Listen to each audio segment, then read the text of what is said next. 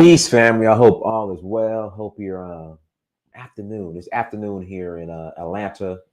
A rainy day, a very, very rainy day. Looks like we got a little break, got a little sun peeking through. So it's okay. It is okay. The rain is going away. But make sure you hit that like button. Make sure you share. Make sure you subscribe.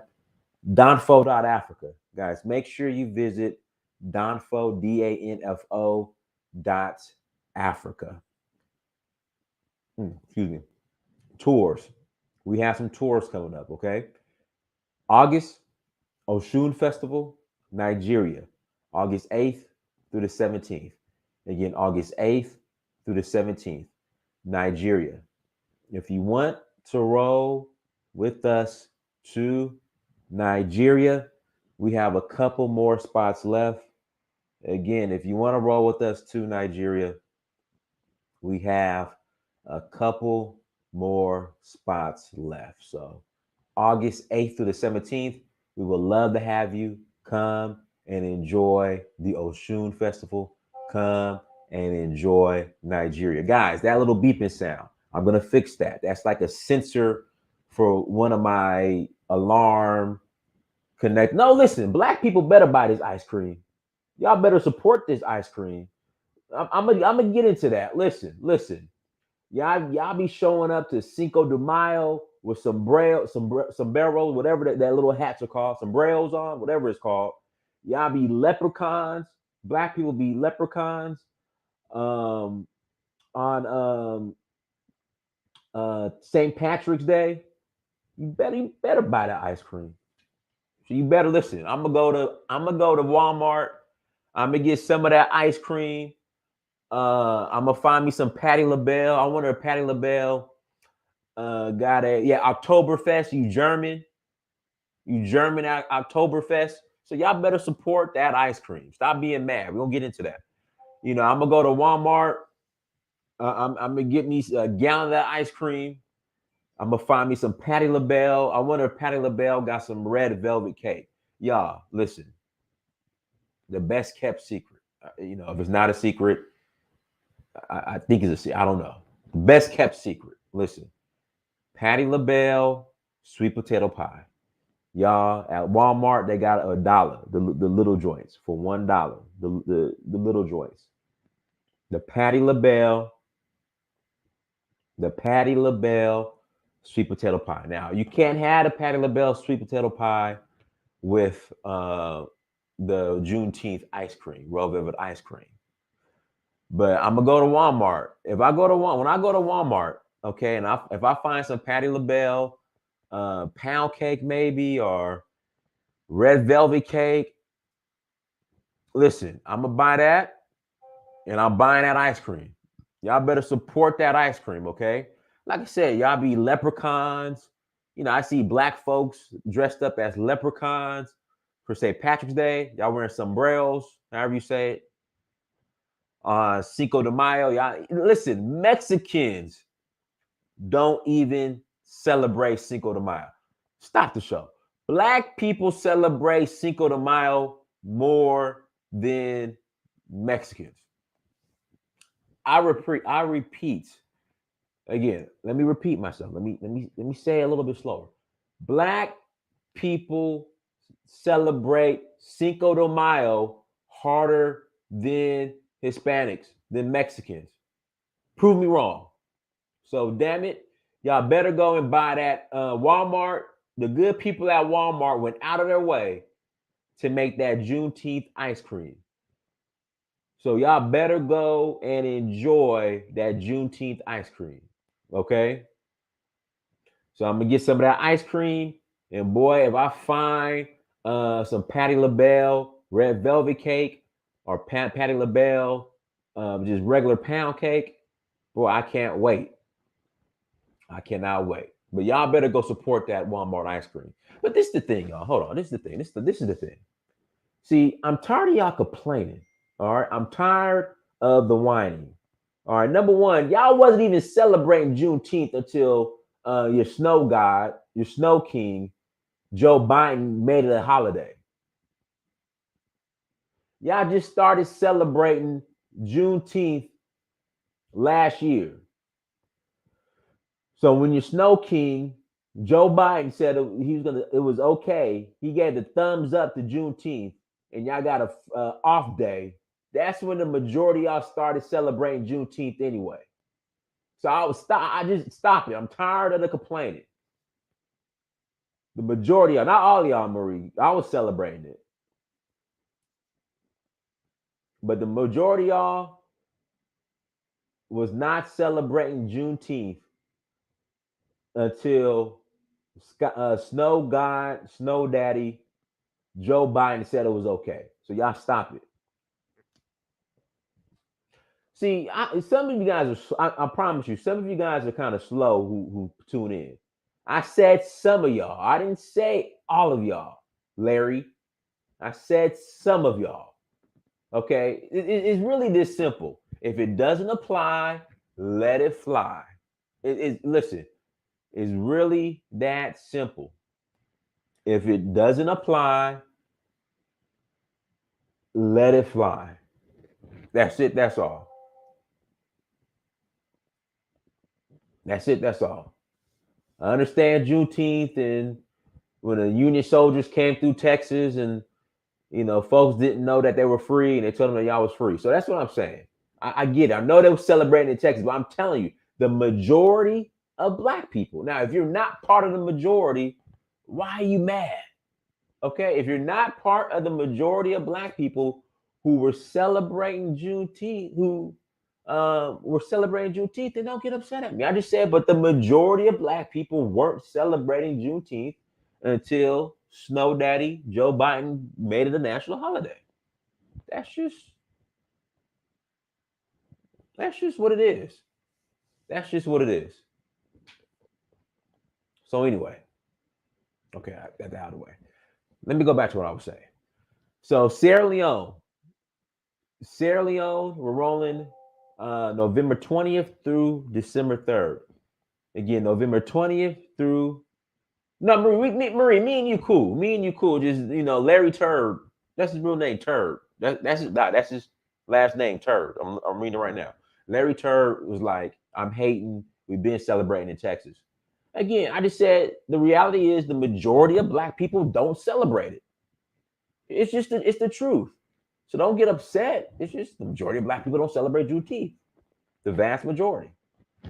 So November 20th through December 3rd. Okay. November 20th through December 3rd, we're rolling to Sierra Leone. Citizenship is available for those who qualify.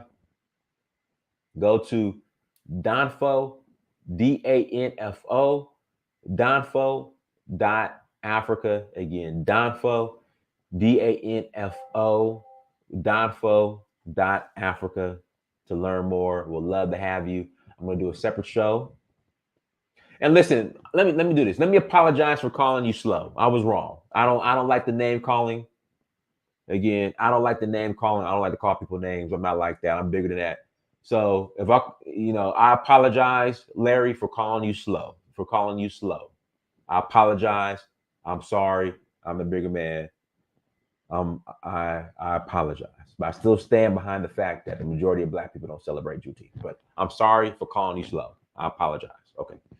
So November 20th through December 3rd, we are rolling to Sierra Leone. We would love to have you come and join us in Sierra Leone, November 20th through December 3rd. Go to Danfo, DANFO.Africa. Again, Danfo, DANFO.Africa to learn more. And again, citizenship is available to those who qualify. Yes. Yes. Black Beauty. We are rolling to.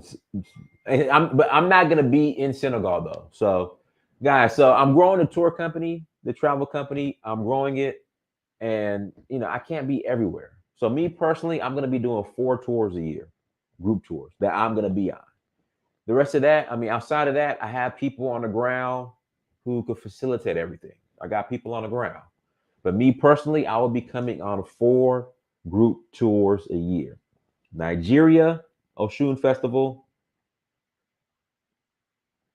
Sierra Leone, there's usually two citizenship ceremonies twice a year, two, April and November. And then we're kicking off Voodoo Festival Benin in January. Again, Voodoo should be doing a Voodoo Festival Benin in January. If not, might just go back to Nigeria. But right now, we're doing the Voodoo Festival. Go to the website, downfall.africa, look up travel, and you can learn more.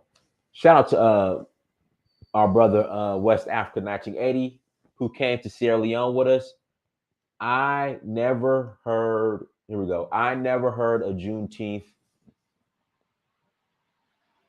I never heard of Juneteenth until Biden. I never heard of Juneteenth until Biden.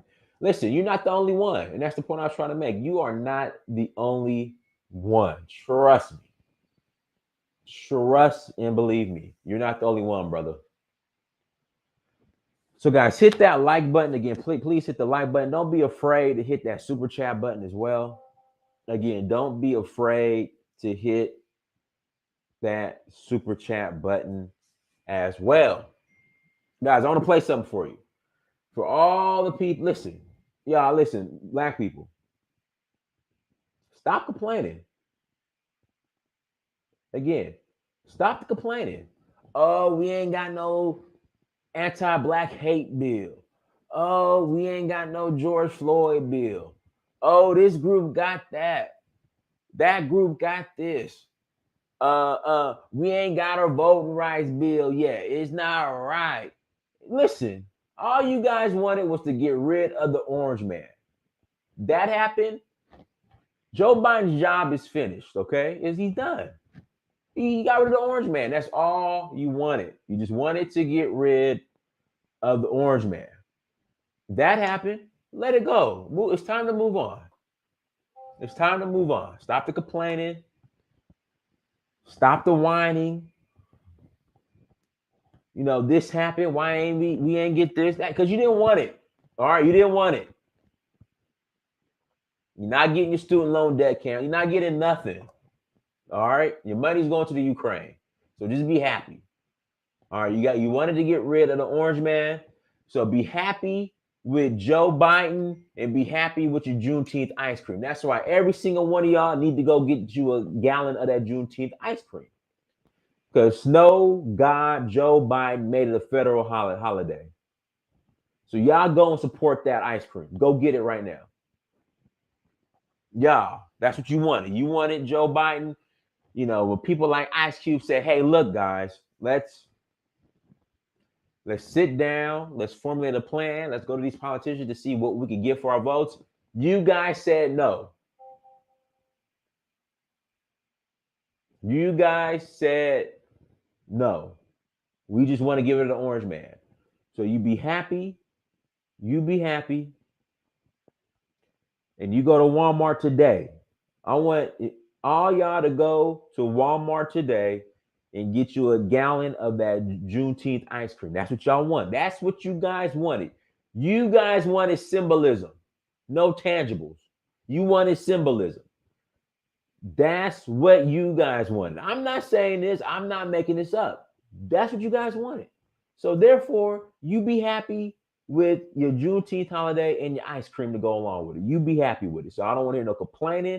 I don't hear no crying. I don't hear no why we ain't got no anti-hate bill like the Asians do. I don't want to hear it. I don't want to hear to stop it. That's you wanted to get rid of the orange man. That's it happened. So his job is done. Leave Joe Biden alone. He's doing a great job at doing nothing because you guys didn't want nothing from the guy. So leave him alone. He's doing his job.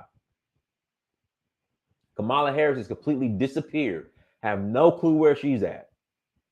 But that's what you guys wanted. So I don't hear no complaining. I don't hear no whining. All right, you put on your big girl pants and your big boy pants and your big boy pants and you be okay with your decision you made. I tried to tell you guys, me and Brandon, back in November of 2000, I guess that'd be 2020, we tried to tell you guys what was going on, what was going to happen. Y'all didn't want to listen. So listen, you go buy that darn ice cream and you go support it. All right. That's all y'all getting. You're just getting a holiday and some ice cream. You go support that. You go get the ice cream. Hold on. I want to, and crack pipes. Right. And y'all got crack pipes too. I forgot about the crack pipes. Right. Funding for crack pipes. So y'all go smoke. Y'all need to go freebase. Smoke a glass. I don't say the word. Go hit that pipe with your ice cream on Juneteenth. That's what you guys need to do. That's what you voted for. That's what you get. All right. Oh, shout out to brother for the super chat. Hold on, bro. Here we go. Thanks for the African diaspora content. Please keep going.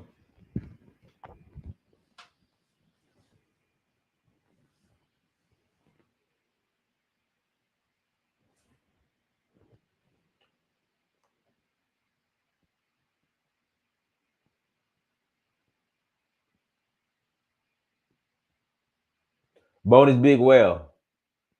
Hey, BW Sampson. How you doing, sister? No, it's Red Velvet. See, listen, they took these good folks at Walmart took time out. Because they know that black folks love red velvet cake. So they took the time to research. They did the research and they knew y'all love red velvet cake. So these folks took time out of their day to come up with red velvet ice cream for y'all on Juneteenth. Y'all go support that ice cream. Okay? Y'all go and support that ice cream. And y'all need to support it anyway. Because y'all, 7-8 years ago, y'all was yelling how you're going to boycott Walmart. Y'all was bum rushing Walmart, riots in Walmart. You know, some of y'all even burnt down a Walmart. And guess what? After the smoke cleared, after y'all bum rushed to Walmart, after you threatened to boycott Walmart, y'all started going back to Walmart. So y'all owe Walmart anyway. You guys owe Walmart.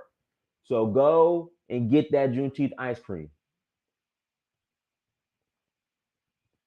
Again, go and get that Juneteenth ice cream, okay? Because y'all talking bad about Walmart, how Walmart ain't supporting the black community, ain't speaking out, just for y'all just to go back to Walmart. You know, once y'all calm down, you start going back to Walmart. So y'all owe Walmart, go get their ice cream. You supposed to eat red velvet for Juneteenth? It's tradition. Yeah. So listen, they did the time and the research. Okay. So y'all go support Walmart and get that ice cream.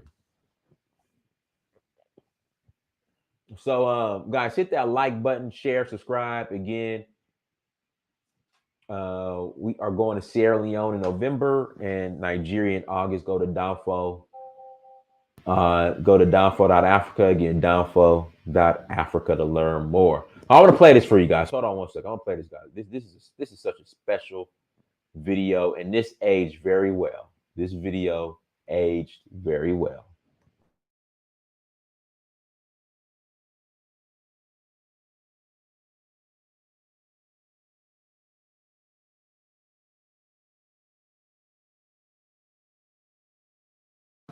Most Democrats think you're a kingmaker.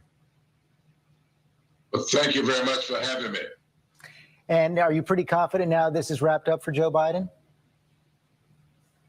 I'm sorry, I didn't. Sorry, are you pretty confident now this is wrapped up for Joe Biden? Oh, yes, I am. I think that Joe Biden has run a great campaign. I think the numbers are coming in very clearly in his favor. I do believe that when things are said and done over the next 24 hours, he will be declared the winner. All of us are looking forward to that. Joe Biden is just a great guy, and it's exactly what the country needs at this particular point. That's what you said back in February. Take us back to that moment. I think it was the Monday before the South Carolina primary. You came out and decided it was time to endorse and embrace Joe Biden. Walk us through your decision-making process. Could you have imagined it would have the impact that it had? No, I did not imagine that, but I do know that I was working hard to try to not only make an endorsement, but to do it in such a way that would give him a surge, which is what he needed. He had just come out of 3 primaries and lost all of them. Did okay in Nevada, but it was really, his campaign was on life support. And I knew, or at least I felt I knew, that he was just the kind of guy that we needed to have our nomination. Because I think that Joe Biden could stand up to Donald Trump's insults better than anybody. He would heap insult upon anybody. But the question was, of all the candidates we had, which one of them was best to withstand these assaults? I thought it was Joe Biden. And I think that my thoughts proved out to be pretty factual. Your judgment turned out to be pretty good on that. What is the message you're taking away from the overall election results 4 days out? Yes. So what is the message you're taking away from the election 4 days out for Congress, for Democrats in Congress across the country? Well, I think that what we saw was a candidate that could really reflect what this country is all about. This democracy that we have is just an experiment. And it has been with us for a long, long time. But it's not perfect. We're always in pursuit of a more perfect union. And I thought that we should continue that pursuit. And I just thought that Joe Biden would do well with that. We had for the last 4 years retrogression taking place in this country. And what I thought we really needed was somebody that could bring this country together. I don't understand why people keep talking about how divided this country is. This country's always been divided. Since 1619, when blacks first came ashore here, and then we had 244 years of slavery, another 100 years of apartheid. It was not until the 1954 Supreme Court decision this country really came face to face with the things we needed to do to get beyond the racial divide in this country. And we've been doing a very good job of that for a long time. But then all of a sudden now, we got a president who decided that he wanted to take us back to that period in time that a lot of us would like to get behind us. And I just think and thought at that time and think to this day that Joe Biden has the right background, the right experience to help us continue this pursuit of a more perfect union. How do you want Joe Biden to pay you back? I'm sorry? How do you want Joe Biden to pay you back? Pay me back? No. I don't want anything out of this. No. I'm sorry? How do you want Joe Biden to pay you back? Pay me back? No. I don't want anything. How do you want Joe Biden to pay you back? I'm sorry? How do you want Joe Biden to pay you back? Pay me back? No. I don't want anything out of this. All I want is a country that my children. How do you? I'm sorry? How do you want Joe Biden to pay you back? Pay me back? No. I don't want anything out of this. All I want is a country that my children. How do you want Joe Biden to pay you back? I'm sorry? How do you want Joe Biden to pay you back? Pay me back? No. I don't want anything out of this. All I want is a country that my children.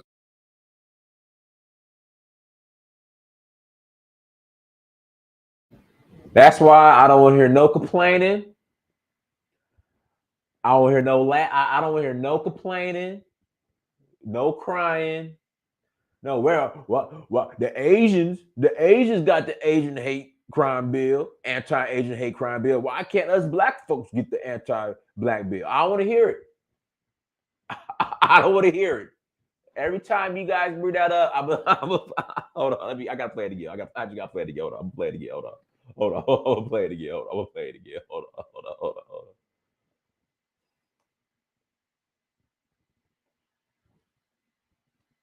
Joe Biden to pay you back? I'm sorry? How do you want Joe Biden to pay you back? Pay me back?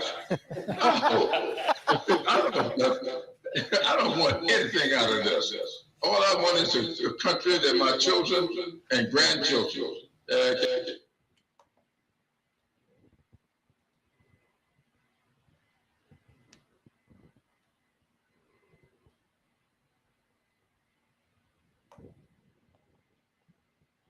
Yeah, so again, go and enjoy your Juneteenth cake. Go enjoy it.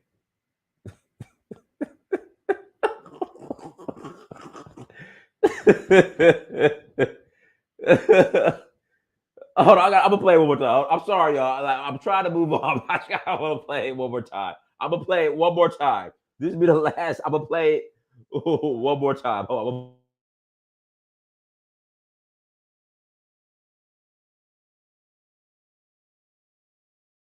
To pay you back? I'm sorry? How do you want Joe Biden to pay you back? Pay me back? I don't want anything out of this. All I want is a country that my children and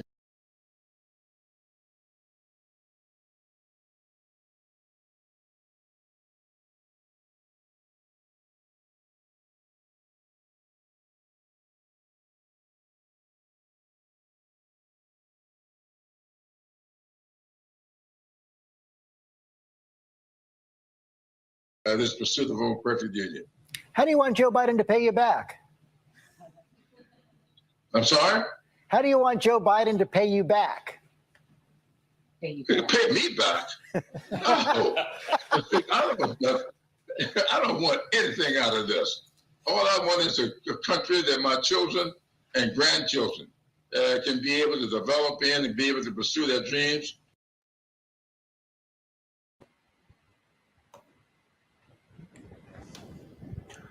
Yeah, it's over. I mean, it's a wrap. I mean, it's just nobody's gonna take black people serious, and I don't blame them. And it's unfortunate what happened in Buffalo, New York, last Saturday before last. I think it was Saturday. It's unfortunate. Like it is really unfortunate. But no one is going to. No one. No, guys, I want you. If you guys don't notice it, if you guys don't nothing, if you guys don't, I want you guys to really notice something, right? And if you look at when Dylan Roof, right, shot up the church versus the shooting that happened at Tops in Buffalo, there was more sympathy and sadness and empathy back then than now. And I'm telling you the reason why it's just people are tired of black people because we're just serious about not being serious. I mean, crime in these cities are out of control. Listen, what happened last Saturday before last in Buffalo was disgusting and terrible, and that guy needs to be put to death. All right. But it's hard to get people. I'm telling you what's going on. And I know a lot of you guys are gonna disagree with me. A lot of you guys might even call me a coon. But it's just hard to take us serious when the crime in our communities is out of control. Listen, I want the black community. I want the black community to go 1 week without killing somebody else in the community. I want black men. I want black men to go 1 week without killing another black man. Just one. Can we just go a week? Can we just go 1 week? Can we just go just 1 week? Just 1 week. And that's the thing that they don't take us serious anymore. It's like, dang, what happened? What this white supremacist did in Buffalo is disgusting. But damn, these Negroes can't stop killing each other. Like, these Negroes cannot stop killing each other. And it's to the point now here in Georgia. I mean, Black Atlanta. So I'm going to do another show on this about the Black Mecca. They need to spell the Black Mecca instead of Mecca, Mekka. I mean, Negroes out here are out of control. Negroes out here are out of control in the so-called Black Mecca. Damn, Negro just shot up Fogo de Chao. Hold on. I mean, this is what's going on. And that's why people just don't take the community serious anymore. That's why people are like, listen, what happened in Buffalo is terrible, but damn it, can we go that very same day, we was shooting each other, shooting up our own communities.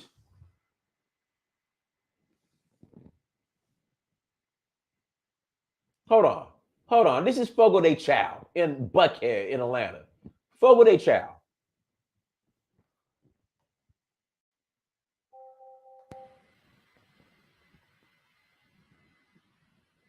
Okay, what's going on here?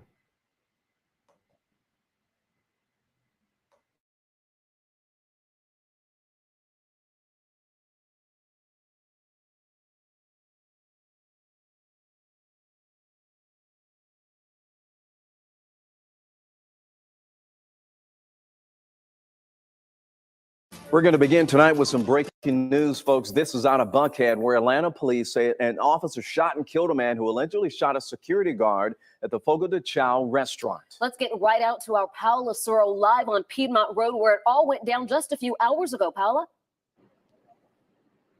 Yeah, and Jennifer, we actually just saw an ambulance pull out of the restaurant about 30 minutes ago, and a couple minutes after that, the road here, Piedmont Road behind me, reopened, but the scene looked quite different just a few hours ago. I'll step out of the way so that you can see what the scene looks like right now. You can still see some Atlanta police cars out here, the GBI on scene as well. APD tells us a discussion began at the bar area of Fogo de Chao here on Piedmont Road, then moved towards the front entrance where an officer shot and killed a man. His friends tell us tonight that man was a former employee here. Atlanta police say they responded to a call of an unruly person at Fogo de Chao in Buckhead Wednesday night. When they arrived, a security guard tried escorting the man who was sitting in the bar area outside of the restaurant and deployed his taser, which had negative effect on the subject. Police say the man stood up to try to leave the restaurant, and the security guard then tackled him. While tackling the subject was able to retrieve his weapon, the suspect's weapon, and fire one shot into the security guard, at which time one of our officers did deploy his firearm, fatally injuring the subject. He's fun, bubbly. He loves to have fun. He jokes around. Lena Woodward, who says she's a close friend of the man killed and a former employee of the restaurant, says he used to work as a busboy at Fogo de Chao. Like, I just got multiple calls. Nigel, I did hear Nigel got into a confrontation. I don't know with who, with whoever. I have no idea. And then the next call, like I said, 2 minutes later was he's gone. And what I did, I left from working out and I came here. Several witnesses hid under tables. At the time, Ronald McNeil was on the phone with his wife, who says she was sitting next to the bar and tried helping the security guard. She was just getting up off of the floor from trying to give towels to them as they were holding the security guard who also got shot. They were trying to put towels on his chest before the MT got to him. And tonight, the security officer is in the hospital, but in stable condition. And APD tells us that a weapon was recovered from the scene. And they also tell us that the GBI is now investigating. And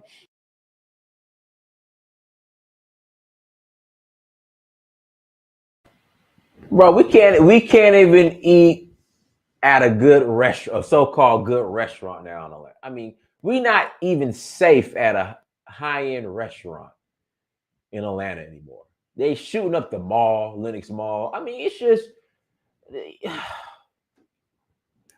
I don't know. It's like you said, Atlanta is extremely degenerate. And I'm trying to figure out, how did Atlanta become the Black Mecca? The real estate's not cheap anymore. It's just, that's what I'm saying. People just don't sympathize with the plight of black people anymore. They're over it. They are over it.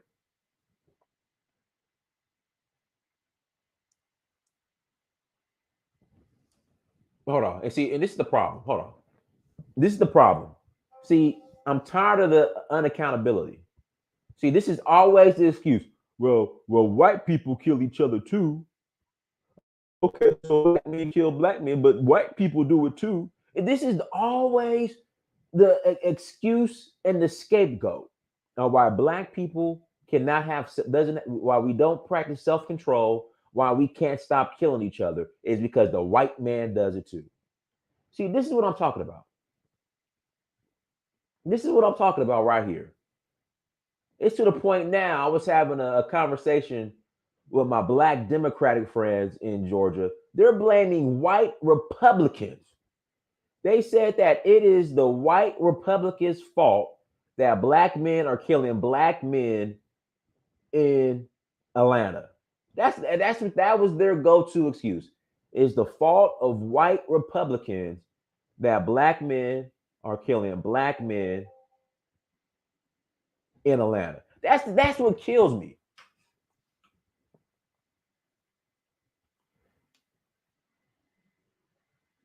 That's what kills me. Like, so it's the white man's fault, or white men do it too. That's the part that kills me. Like, it's just a lack of accountability and the victim mentality. Like, a lot of us, we're tired of it. Like, we're tired of it. Black Lives Matter ran off with 90 million.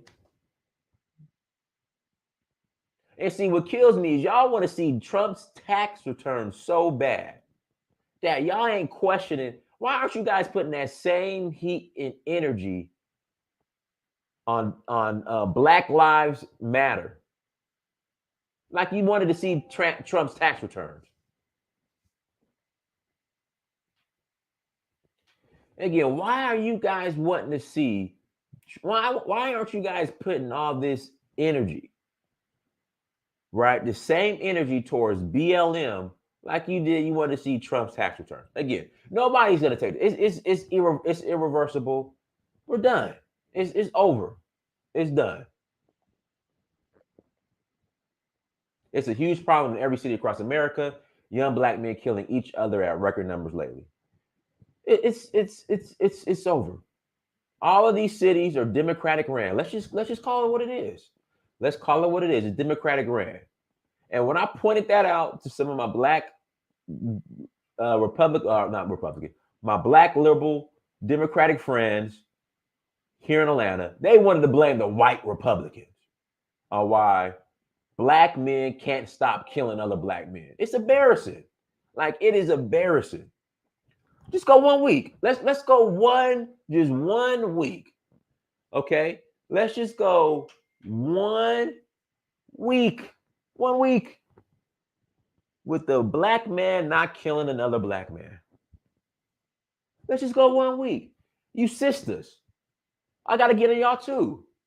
Copy me in the story almost every day. Let's go 1 week where you don't set up your baby daddy and have him taken out by your new boyfriend. Again, let's go 1 week where you don't set up your baby daddy, your kid's father, and have him knocked off by your new boyfriend. I've been seeing news stories almost every day of our sisters, right, setting up their baby daddies with the new boyfriend, getting the baby daddy killed and murdered. I've been seeing this like almost every day. Can we stop that for a week?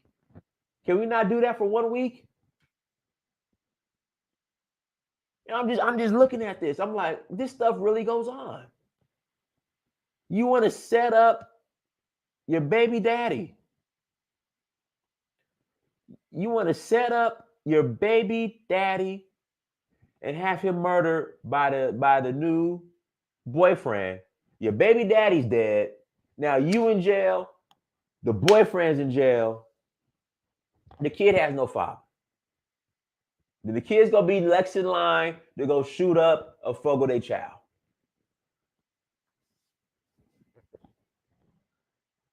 I've been seeing this almost every day. I'm like, nah, it can't be like that. Nah. These sisters ain't doing that. No, not like that. Every day is a new story. A sister conspires with her new man to take out and rob the baby daddy.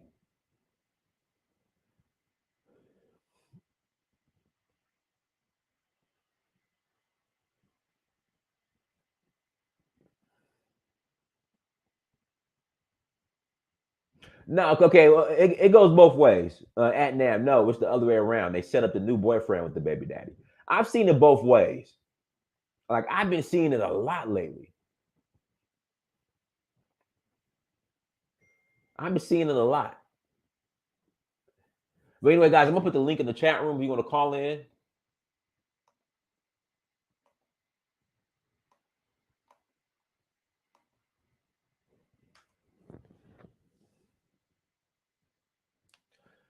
Link is in the chat room.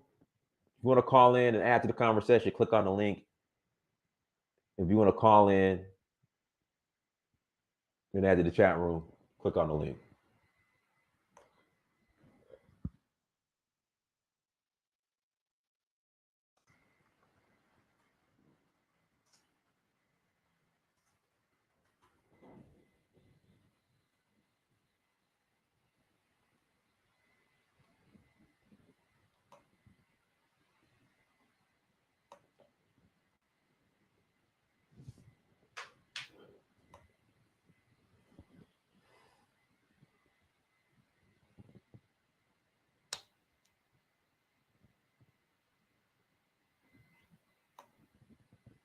Here we go.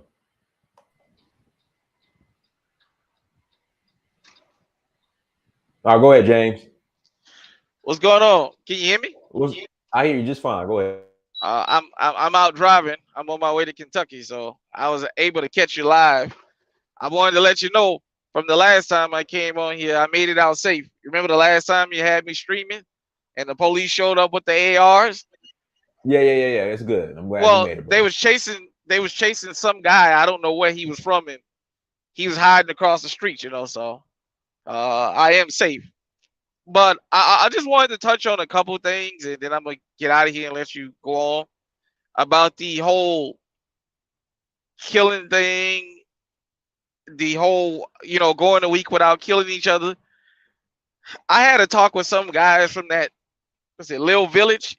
You remember when the George Floyd protest broke out, and they had that neighborhood in Illinois where the Mexicans were saying they didn't want the blacks coming through there? What was that in? I think it was in Cicero, in Illinois. I don't remember, but go ahead. And I had talked to some of them guys when I went on my last trip down to Mexico, and it's very interesting because you pointed out something that they told me. I asked them, why did they single us out? Because it was white folks out there, it was everybody out there. And they said, well, we already knew maybe for 2 or 3 days the black gangsters was gonna come around and shoot. But you guys hate each other so much, y'all was gonna turn around and leave us alone. And that's exactly what happened. After 2 or 3 days, they said they stopped coming. They said because these young black guys can't stand each other so much that they're willing to overlook an outside threat because of their hatred of each other. And I just found that to be kind of amazing that this is what people from other countries think about us. Yeah, but it's what it is. Like it's what it is, bro. Like it's to the point now. It's just, I mean, Atlanta's out of control. Like it's just what it is. And one other thing I'm gonna say, because like I told you, there's more immigrants where I live than there is black Americans or whatever.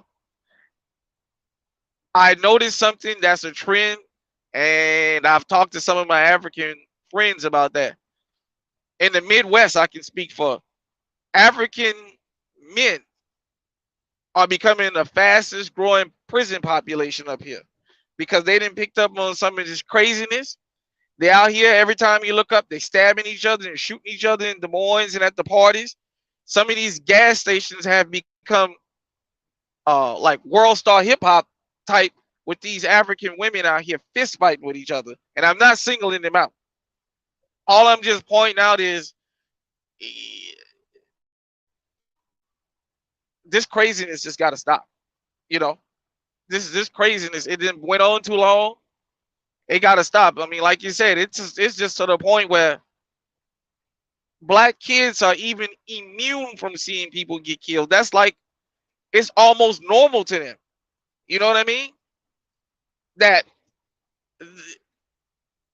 it got out of hand. Like you said, at that Buckhead restaurant, you can't go into a nice section of town anymore and have nothing. Hey, and I listen, got a friend of mine.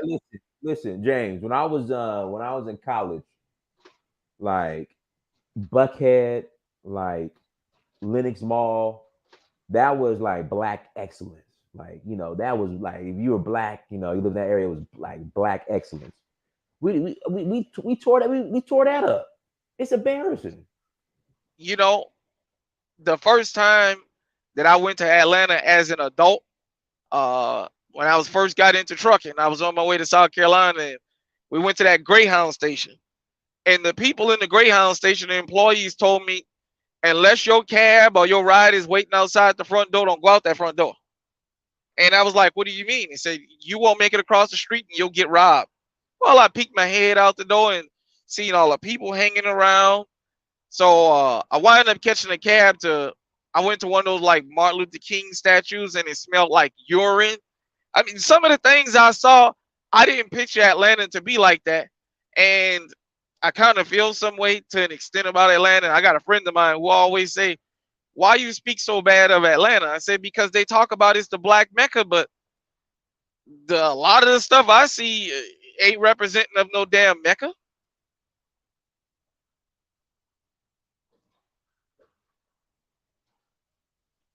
Yeah, and that's the conversation like people like don't want to have for some reason here in Atlanta. Like, man, this is Atlanta. The DMV is more of a black Mecca than down here in Atlanta. Atlanta is just, it's a free for all. I mean, I will say this. This is just my personal opinion. We got to get back to the point where the men become men and take the community over for all this to stop.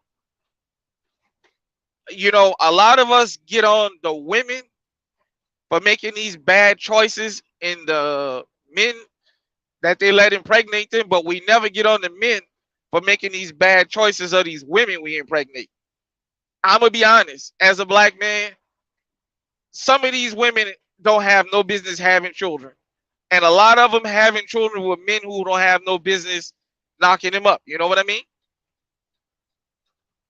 That's an art. That's a conversation that has to be had.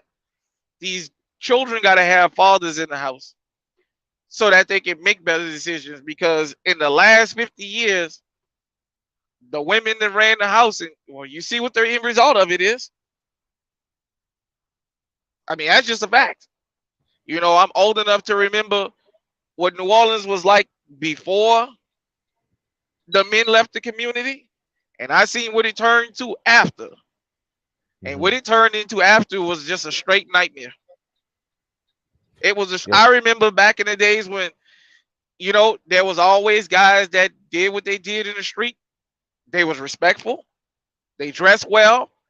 It was to the elders, how you doing, Mr. Smith? How you doing, Miss Jane, or what have you? When certain things would go on, they would tell the kids, go inside. Hey, get from around here. You didn't fear going out into certain public places and something happening. Hell, now you can't. There's no way that's safe no more. You know, it's not enough that we got everybody else out here gunning for us as black people, but shit. Now you gotta wonder, the guy you standing next to or the girl you standing next to, how upset they gonna get. Do they want to stick you or turn around and blow your damn head off? You know what I mean? You just getting to the point you can't go anywhere anymore. Right. Right. But hey, brother, I appreciate you coming on, brother. Yeah, man. Yeah, I'm gonna get on here and you safe there. And to everybody that's listening, you better practice your Second Amendment rights. That's all I can tell you. Okay, for sure. All right, brother. All right, Dennis. Peace.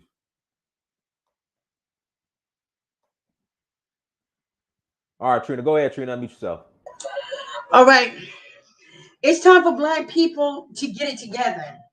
And playtime is over with. We're going to have to get off that damn Democratic plantation. That's what I call it. Because that Democratic plantation stands for get a job, stay broke, get government resources, and just stay on those resources. And that is not getting Black people anywhere. Trump had a $500 billion plan, $500 billion for the Black community, access to capital to start businesses. We told Trump no because you're a racist. That doesn't make any sense. Why are we still backwards in our thinking?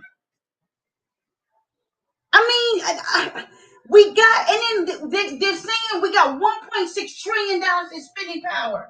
Why are we not putting our money together and being a group? We're not practicing group economics. We're not producing anything as a group. We're not doing anything. And then wonder why everybody's coming after us. It ain't just white people coming after us. It's every group comes after Black folks. And what do? March and protest? Get mad? Go to church on Sunday? We're going to pray that something be done about the people that enough is enough. If we don't get off our behind and start acting, we'll be wiped out. There won't be no more Black people in America.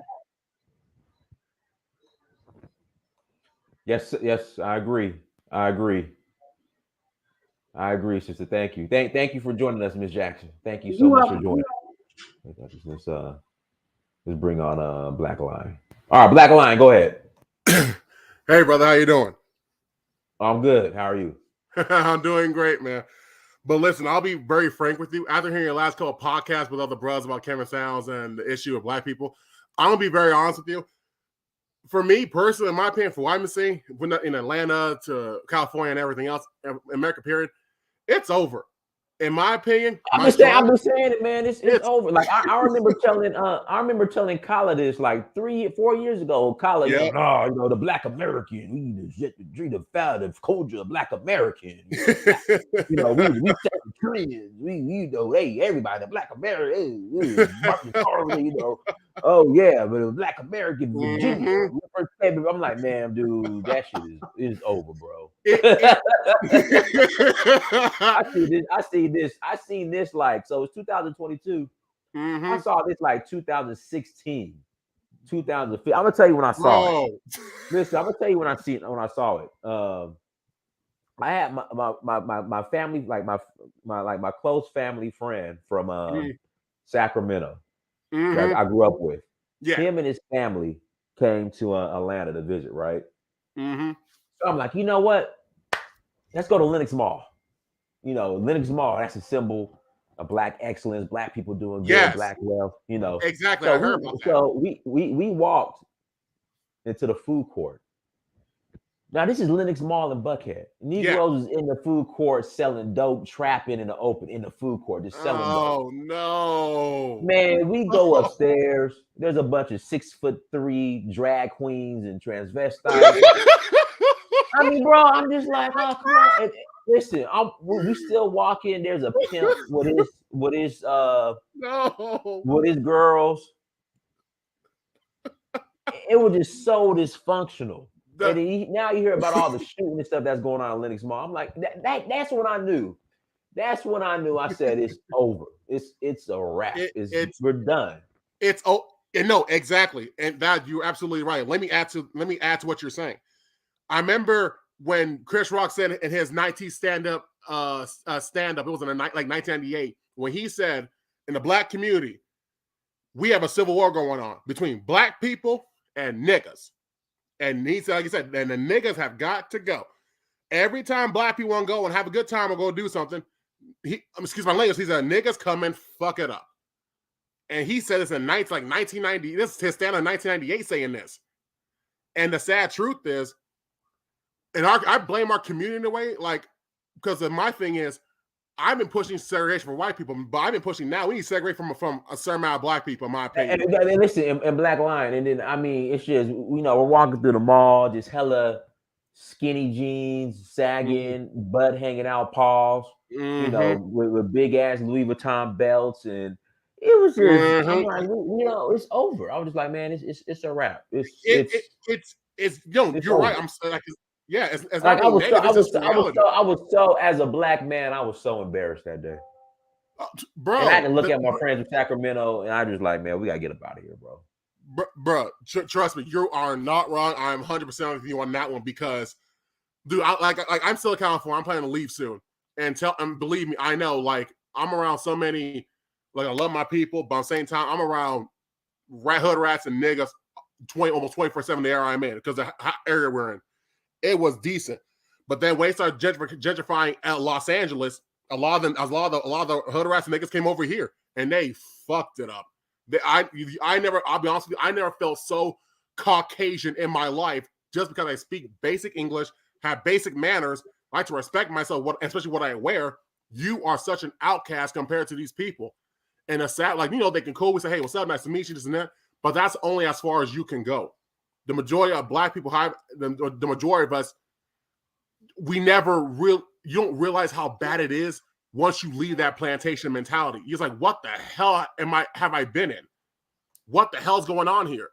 And and I've been talking to lots of African Americans, even when I go to college, that we need to segregate. We need to segregate and have our own decent black community. I'm not saying be bougie, be this, but we need to segregate because it's getting too bad here. I don't want to be America at all. It's like we can't get along. We don't want to be better. We don't be mentally happy. We're too corrupted. This nigga culture has destroyed black community so damn much to the point where, damn, I feel like I don't want to be involved in this community anymore. And the thing is, let me say this, man. Let me say this. I've played a role in, back when I was younger, in my role in, being a part of this function of the black community. But it's just once you get a certain age, it's like, bro, like let it go, man. Like you're grown now. Like, why are you still in the trap? Why are you sagging pants, booty hanging out, paws, looking goofy? You're selling in the trap, Like I said, we was in the mall, they was pimping. I mean, every dysfunctional thing you could think about was just on broadcast at Lenox Mall. That's why I was not surprised once every other week there was a shootout at Lenox Mall. Oh yeah, but I like how you said the keyword right there, trap. That's the keyword right there is the trap. The problem, like the average African American culture today is nothing more than a mental plantation type trap. It is. It doesn't create no Booker T. Washingtons, no Elijah Muhammad's, no Malcolm X's, nobody. It just creates. The black culture today is nothing but a nigga factory culture. And the sad part is, it's only going to get worse because we are so dysfunctional. We don't see how the long-term destructive patterns it is. We don't see it, and we don't want to see it because we are too comfortable being dysfunctional. So I wasn't so I'm talking to my mom about this not so long ago because like we know all the answers to fix the black community. We know all the answers to build black wealth. We know all the answers to get away from white racism. We know. Listen, we don't want it. Listen again. Well, I'm telling you, this is when I really, really, really, really quit on the black. I'd already quit on the black community, but this is when I really quit on the black community. When Ice Cube said, "Listen, guys, let's see what we could do with our vote," and you had all these hyenas trying to attack Ice Cube. Exactly. Oh man, he was attacked by the liberal said, okay, media. It's over. That's why now when black people are complaining, oh man, the Asians got a anti-Asian hate crime bill. Why we ain't get one? Because y'all didn't want it. Stop crying. You didn't want it. Exactly. And the thing is, I think I'll not until Dr. Umar said we're not willing to fight for it because at this point in time, the black community politically and psychologically speaking, we are so backed into a corner to the point where it's like you Negroes only got two options: if you gonna bust a Nat Turner and fight like hell, or you gonna be a Harriet Tubman and book the hell out of here. You got no damn options left besides those two choices, or you just be a slave and be a whiny bitch and a slave. That's all you got. You have no options because we do not want to be held accountable because that means we're going to have to get out of our habits, change our lifestyle, change our way of thinking. We don't want to do that. And the sad part, I am seeing even for children, where their parents are teaching them to be just as useless and as pathetic as they are. And it's passing down through generations. So this is like, okay, we can't do this. You can't. The sad part is I feel bad for the decent African Americans, the ones who try to be better, try to be healthier, trying to explore their minds and help Africa in African diaspora as a whole for a better life. But there's too many of us that are useless and niggified. There's too many. Like it's no different than an army. If you can't get the full cooperation of your army when war comes, you are literally screwed. You need 100% of the army's cooperation to win this battle. Our community is then like literally 10 to literally like maybe 1 or 2 out of 10. We are literally screwed. And the sad part is a lot of us don't want to admit that either is like if you lose the like if we I'm not worried about white people at all this point. I'm worried about our generations becoming niggified and being in the same position. Only it's going to get worse. Because now what I'm at that shit about Buffalo real quick before I'm done. That's going to get white people a better reason why we need these Negroes for. What are they useful for? All they do is fuck up our neighborhoods, cause brainwash our children, turn them into useless Negroes or niggas, infect other communities. Other ethnic groups might get on board one day and say, why do we need them? What are they good for? And that's going to be when the path to live like some form of extermination can happen and nobody will care. Because that's how desensitized we're going to become to everybody, especially to ourselves. So it's just time to go. Fuck that. Just be like a plantation and just get the few field Negroes you can get and just bounce. Leave the rest behind. Yes, sir. Brandon, go ahead, Brandon. Hey, Dynast, can you hear me okay? Yeah, you sound good. Go ahead. Okay. So I'm coming to you live from the host store right now. Had to pick my dog up from over here. You know what I'm saying? I already got accosted by a couple of hookers. You feel me? But I don't even think it's the end, bro. I think it's the beginning.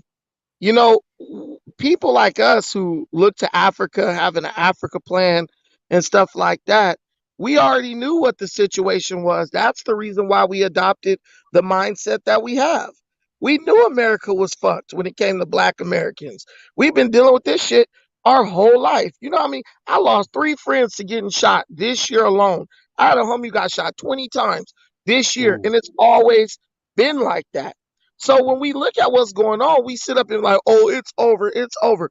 Bro, it's been over. When you can't even talk to your grandma about logical, rational thinking, when you can't even talk to a woman, you know, and get a rational response, you talk to a Black man, all he focuses on is shoes and bullshit that don't mean anything.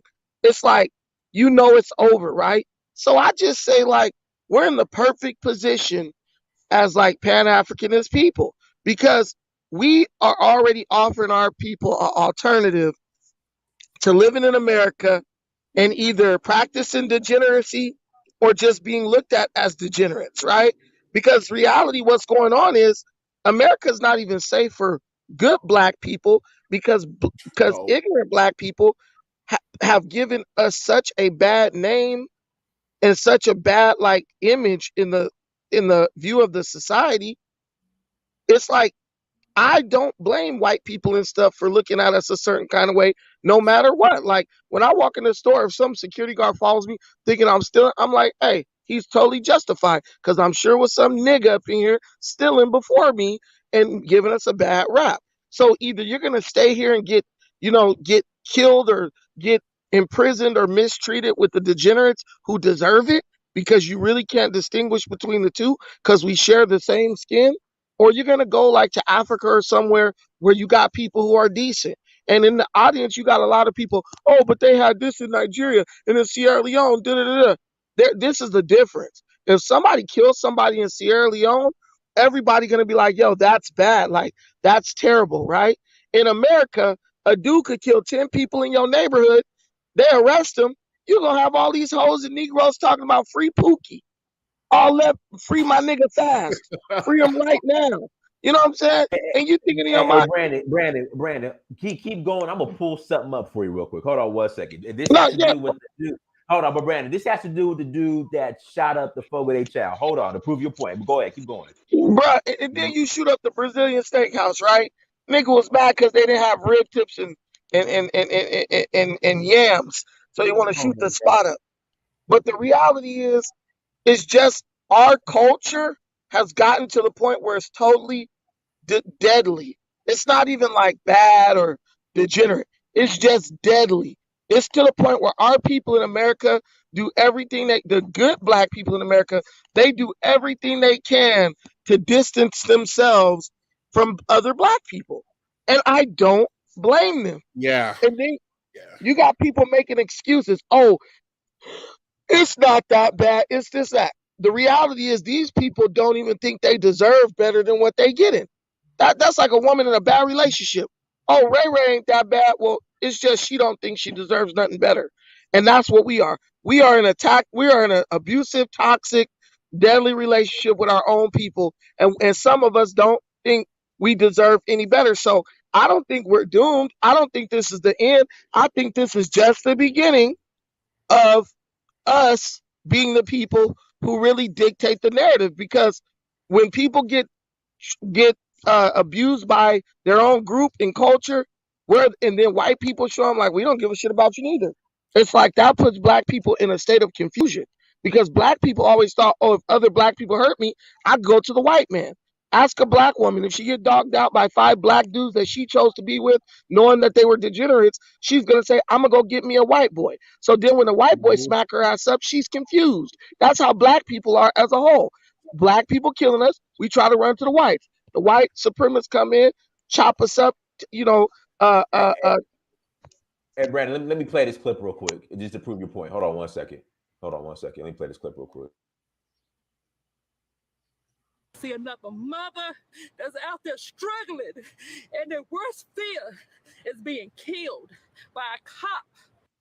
Mother expressing her heartbreak and anger just hours after she finds out her son was shot and killed by Atlanta police inside a Fogo de Chao in Buckhead. Now, this is video from inside the restaurant moments after the shooting. The family says Nigel Collins was suffering a mental health crisis and ended up at Fogo de Chao, where a confrontation ended up with Collins allegedly shooting a security guard and then police shooting him. 11 Alive's Brittany Kleinpeter is live now at the restaurant. Brittany. Nigel's mother tells me she's absolutely devastated that her son lost his life here and that she tried to get him help just hours before this all unfolded at this restaurant. She shared this photo with him. Take a photo of him with us. Take a look at it. Colin's parents say that he was 22 years old and that yesterday afternoon they believed he was not in the right state of mind. They called 911 to try to get him to a hospital, but that it took way too long for help to arrive, and their son left the house. I let them know my son has mental health issues. Not sure if he used any substances in reference to pills. Oh, they always got a mental health issue after they shoot up something. My biggest fear when I got on the phone with them.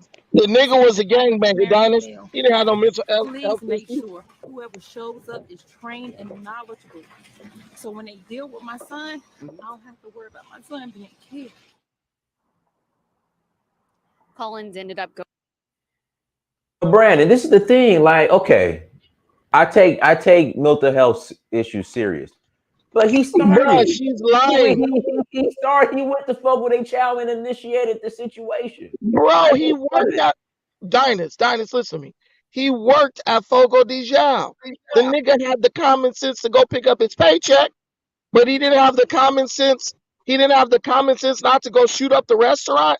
This lady's a liar. She's no good, just like her son, and she should get thrown in jail for his crimes. And I think they should start doing some shit like that, like throwing the parents in jail with the kids. Just get the messed up bloodline off the street. You know what I'm saying? Because I agree. Because the mamas is out here. She probably one who initiated them into the gang, for all we know. But she gets a mental, and what I've noticed in present day, you see a lot of black people who practice degeneracy. They're now using mental health as like a shield, like an excuse. Oh, I struggle with mental health, because they feel like that's like a get out of jail free card. Well, if I say I got mental health issues, everyone will say, oh, it's not their fault. niggas are slippery. We'll use any excuse we can to get out of to escape accountability for our actions. And I just hate that the news even put the camera or the microphone on her because listen, this woman accepts no accountability. She ain't gonna get up on that microphone and say, you know what? Maybe I could have did a better job at raising Pookie. Or maybe, if I wouldn't have screwed some guy, had a baby by a guy that I barely knew, who I pretty much assumed was gonna hit it and quit it, maybe things would have turned out different. No accountability. Oh, he had mental health issues. I tried to give him help before he shot up the place. Well, did you know he's running around with a gun? Did you know he had access to a gun? Well, why didn't you call somebody on him days before? Because if he's having mental health issues right now, if that man got so mad that he shot up his job, he's displayed this type of behavior and this amount of anger before. But the only difference is it didn't result in him dying. And she has the audacity to blame the cops. Man, I will pin metal on those cops for getting rid of that degenerate. You're going to go shoot up a place with innocent people trying to eat some food. It ain't like he shot up the roller rink or something where gangbangers hang out. This dude shot up a place where innocent people went to go have a nice meal. You know what I'm saying? He's a degenerate, man. He's a total loser. All right, real quick, Simp Police, go ahead, brother. Hey, man, Go ahead, my brother. Simp Police. Hey, dude, hey, hold on, Dynasty. This Nigerian dude is accosting me. You know they don't like black people. No, this is YouTube. We're talking about Nigerian men and the women who love them.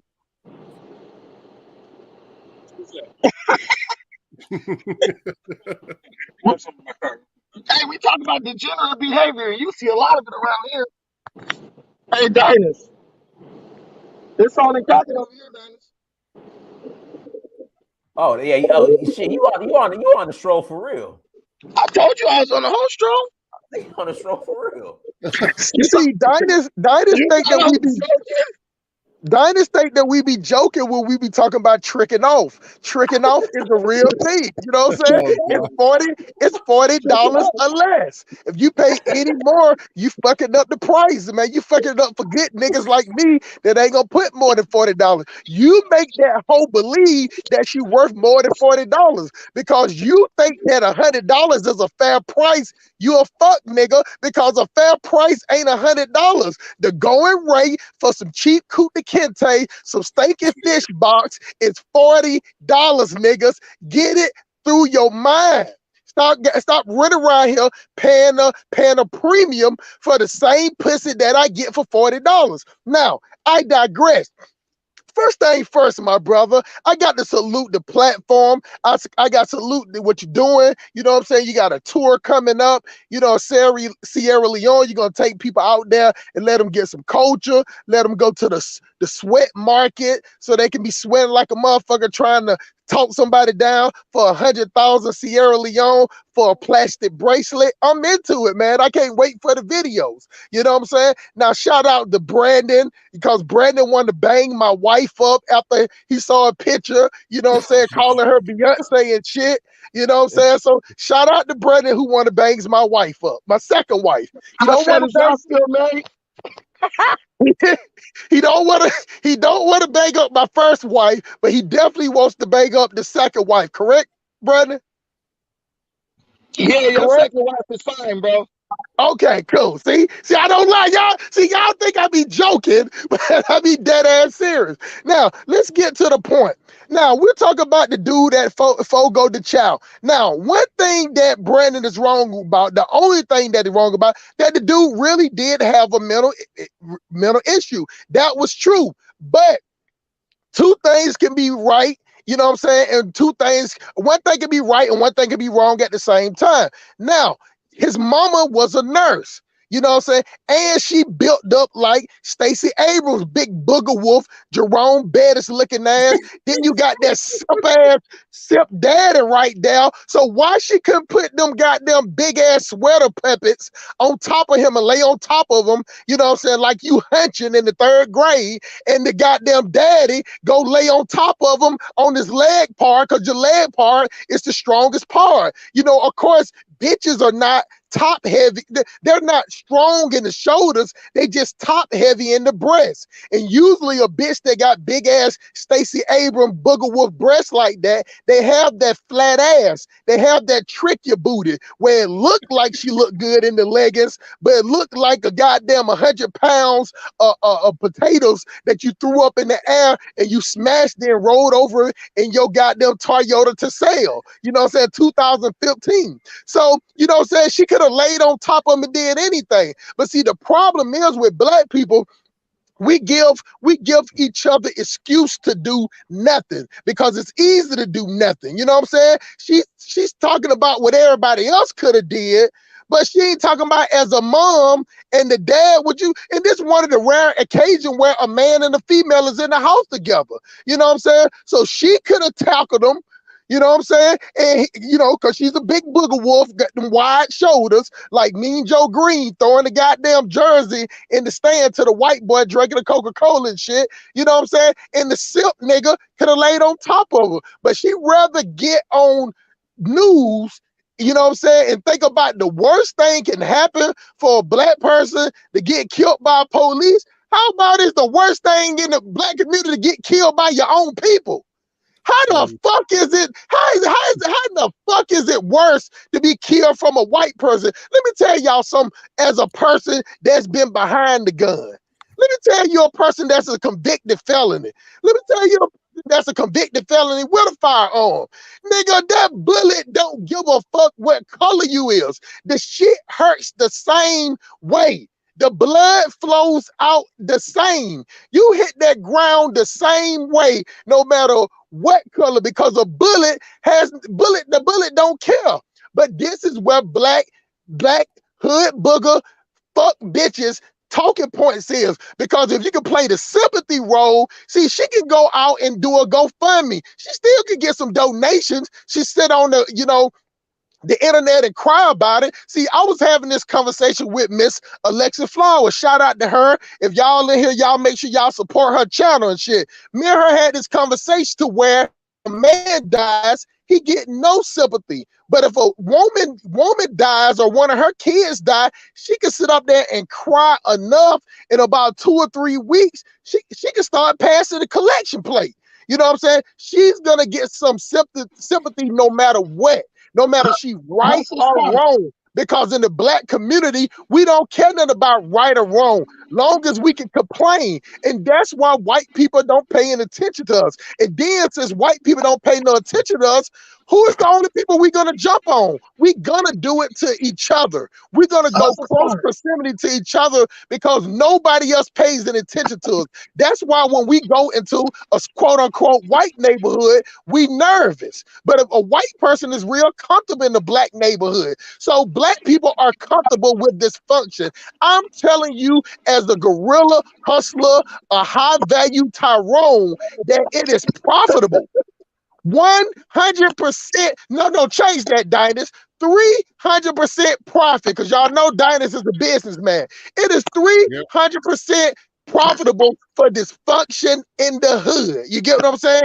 And after we tear it down and tear it down and tear it down, and white people just come over there and buy the property up for cheap, and then they outprice the niggas out of it. And then you know what the niggas do?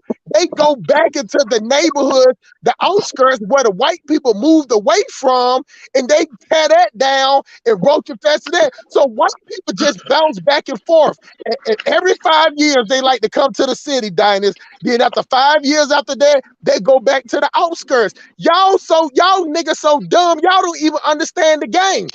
So now, this is the last part. Hold on, this is the last part. I promise. This is the last point. So the outskirts be real expensive. You know what I'm saying? But then the inner city is cheap. The white people come in there and make the inner city the price go up, and then the price on the outskirts go down, because guess what? These goddamn degenerate roaches don't move out there, and just like roaches, they habitat in one spot. They don't come out in the daytime. They all come out at nighttime with their skinny jeans on and their Air Force Ones. That is the problem, and we getting duped by the game, because 5 years later, the white people gonna go right back out to the suburbs, build it back up, make make the price go up, and then what the niggas gonna do? Because the niggas don't go nowhere. The niggas stay in the major vicinity of the downtown area. 5 to 10 miles for the downtown area where you will find all roaches. Excuse me, nigger roaches. You get what I'm saying? In every major city in the USA, and they put a Democrat over there. You get what I'm saying? And that's why they do it, so you won't have nothing to complain about. Let me interject, brother. They put a Democrat over it, but it's still the white Republicans' fault. Oh, of course it is. Of course it's the white Republican. But they put the face of the Democrat, the black person, because all he's going to do is sit up there and talk about how everything is wrong and this is what we got to do and you just got to deal with it. See, on your show the other day, Dinas, you had some people on here after the Buffalo shooting and you was talking about how they was more concerned about Kevin Samuels than the Buffalo shooter. Then you had the black people on there talking about then they start talking about we need to have better gun bill or gun rights. How you gonna have better gun rights and you vote for Democrats? You get what I'm saying? You claim that the Republicans is racist, but the Republicans want you to have an AK-47. They want you to have a bazooka. They want you to have a knife that shoot out lasers. It's the Democrats that want to take all your guns away, but you sit up there talking about you want to get them to pass the bill, but then you don't want to vote Republican. Niggas are a conundrum. You know what I'm saying? Niggas are just dysfunctional and just tell on they stuff how dumb we is. And I was just listening to that show and kept hearing how they was talking about it. But then a Democrat get up there and be like, well, we need their guns. You know what I'm saying? They don't need all them guns. But then you vote 70% of us vote Democrats. So why would you sit up here talking about gun legislation if you don't know who's pushing it? You know what I'm saying? Democrats ain't pushing it. It's the Republicans that pushing for the Second Amendment. Hey, Dinas. Hey, Hustle Smart. You guys are both wrong, bro. You guys keep talking about that dude had a mental health issue. That's a lie. This is America. Hold on. I never said he had a mental health issue. I never said that. If you got a mental health issue, you get a paycheck every month from the government. It's called social. Excuse me, ma'am. Can I ask you a quick question? If somebody has a mental illness, don't they get a check from the government like Social Security? Okay, yes, right? That's what I thought. Right. So this lady says yes. So why would a nigga be working at Fogo de Chao if he really had a mental problem? That nigga could smoke all the weed he want, buy all the crack he want, just waiting on his check from the government every month. This is what I'm telling you. We buy this. The nigga got a mental health stuff just too much, man. People with real mental illness get a check and they get out from school at 2:30. So they can't mess with the regular kids when they get out at 3 o'clock. We've been through this movie so many times. Mental health is the new way that Negroes avoid accountability for the degenerate behavior that they do in their own community. If he has a mental health issue, his mama was smoking crack, so she deserves to go to jail just like he does, right? This is the problem, Dinas. Crack hit the black community really hard, and a lot of niggas' mamas and grandmas were smoking that crack. And now these people are being unleashed onto society to come out and do crime to regular folks. That's the reality. But because black people, we are hopelessly attached. We attach ourselves to the degenerates among our community. Like with George Floyd. Hey, look, what happened to the guy was bad, right? But I'm not attaching myself to no crackhead. He got what he deserved as far as I'm concerned. Because when you go out and smoke crack, you go out and get high and run the streets, and you all out there doing God knows what, you are asking for that to happen to you. Now, you know who I get mad about? I get mad about those old folks in that grocery store. They were true victims. They didn't do nothing to nobody. I would go tear up something over those people. But we didn't do that. We used George Floyd's death as an excuse to go steal and rob and take jewelry from Daniels because our mama couldn't get no jewelry when we was little unless she put it on layaway at Daniels Jewelry, and we want to get back at them by burning their building down. This is for giving my mama that cheap jewelry and making her pay triple the price, right?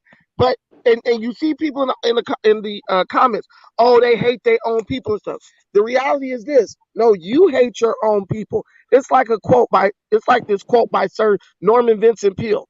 Some people would be rather be ruined by praise than saved by criticism. And that is black people in a nutshell. We want to keep getting patted on the head, even till it's to our detriment. But the minute you tell us something that's good for us, you correct us. Hey, man, you don't need to be doing that.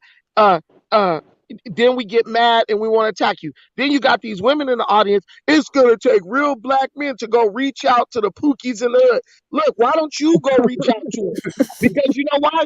They're not gonna stop doing what they're doing. You know why? Because y'all bust your legs open and give them pussy for doing degenerate behavior. Then you think me, who has nothing to offer them, is going to be able to convince them just with kind words? They're going to say, Bonquisha love a thug nigga. Bonquisha love a nigga that's about, he's a bad boy, he's a murderer. She love her nigga that's down to go and murder up a bunch of people who look like him. So he's going to keep doing it. Vagina is a more powerful motivator than kind words. You know what I'm saying? They call them shooters. That's true. Yeah. Oh, they love a shooter. Hustle smart. The women will tell you straight up, man, my nigga a shooter. She bragged about him killing somebody. She'll tell you, oh, you talking to me? I'll go get my boyfriend. He gonna come kill you. How can we fix it when our women, they literally support it by flocking to dudes who talk about that? A rapper talk about King Von. You think he was at a loss for women? He had everybody cracking their legs for him who got a chance for it. Why? Because they love that degenerate behavior. So why don't you guys go into the hood and go talk to these gangbangers and degenerates and let them kill y'all while we sit over in Africa and chill and sip pina coladas and get us some African chicks? 75% of single black women, black mothers are raising their kids. So these bitches sitting up here complaining, they're complaining about the same kids that they are raising. Because if it's 75%, I don't give a fuck if the men ain't there or not. At the end of the day, it's whoever's there. Hey, simply, if I can interject, brother, can we not use the B word? Okay, these husky hyenas, wig weed wearing, hyena hood rats up in the twerk monkey from Southeast DC, these goddamn Dracula nails, you know what I'm saying, spider web eyelashes, painted on goddamn eyelids, you know what I'm saying, looking like they some from out Jeepers Creepers, sitting around here busting that stinking pussy up, which is the cheapest pussy on the market. Believe me, I'm a connoisseur. I trick off all the time. Black pussy is the cheapest on the market. Hell, you'll get another bitch, change that, another black female prostitute, you know what I'm saying, that would try to goddamn, she'll go down to $30. You get what I'm saying? That's how low the competition is. That's how low the broke booger wolf prostitute scale is out here on the block. And there's plenty of them in Atlanta. Plenty of them. We got 10 or 12 streets. If y'all want the information, email me, 5forthedub@gmail.com. I'll let you know where all the hostros at. I'll let you know. So when you come to Atlanta and you see them same strippers or these same chicks at Lennox Mall, they're trying to trick you, and you sitting up there thinking now you got to buy her a purse. You ain't got to buy nothing. You just got to wait till 12 or 1 o'clock in the morning and go hit these certain streets, and you can get it for $40, $60 at the most. You get what I'm saying? So again, my email is FIVE4, D as in dog, U as in umbrella, B as in Bobby, B as in Bobby @gmail.com. And I will give you the lowdown of where the hostrons in Atlanta. So you can come around here and you can buy this cheap box that you see all over on Instagram. So you won't sit up there and be simping and paying OnlyFans just to watch some butt. You can actually get it. You know what I'm saying? Hey, 1 second. We got Tendaji. Go ahead and unmute yourself. Go ahead, Tendaji. Peace, family. Peace, everybody on the chat. Yeah, Dynast, I want to shout you out, bro. I think you're gonna go down in history with everything you're doing in Sierra Leone. You hear me? So we definitely support you. You dig, and keep doing what you're doing. I want to say to Brandon before you hop off. We gotta leave some room for the fact that the sister on the news, she might just be trying to get the bag. Me personally, I ain't got no problem if that's what she's doing. She know her son was out here wilding, and she like, fuck it, they killed them. Is this the Benjamin Crump gonna show up press conference bag? Is that the bag you talking about? If he do, and that's her angle, I ain't got no problem with it. You hear me? So, now other than that, if that's not the case, you know, accountability is key, and we don't like to take our lick. You know what I'm saying? If we're gonna try to blame everybody else when you know your son was out here wilding, you feel what I'm saying? Other than that, if that's not the case, you know, accountability is key, and we don't Marie, like Marie, you got to turn off the playback, Marie. Yeah, you can hear me? Yeah, go ahead. Yeah, so I wanted to say what the brother James was on here earlier saying about, because I agree with y'all, like it's over with. I feel like it's over with. We don't really have like the opportunity we had to kind of change the direction of our communities.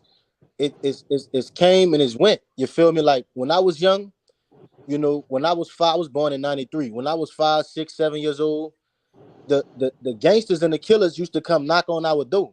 You hear me? They used to come knock on our door, tell my mama, like, you know, get the kids, y'all, it's about to go down. You feel me? My mama get all us, put us in the tub. We'll be in the tub for about 30 minutes, an hour. Head go down, hit an ambulance. We'll wake up, you know, we'll get up, because sometimes we'll fall asleep in the tub. We'll get up, go to the bed.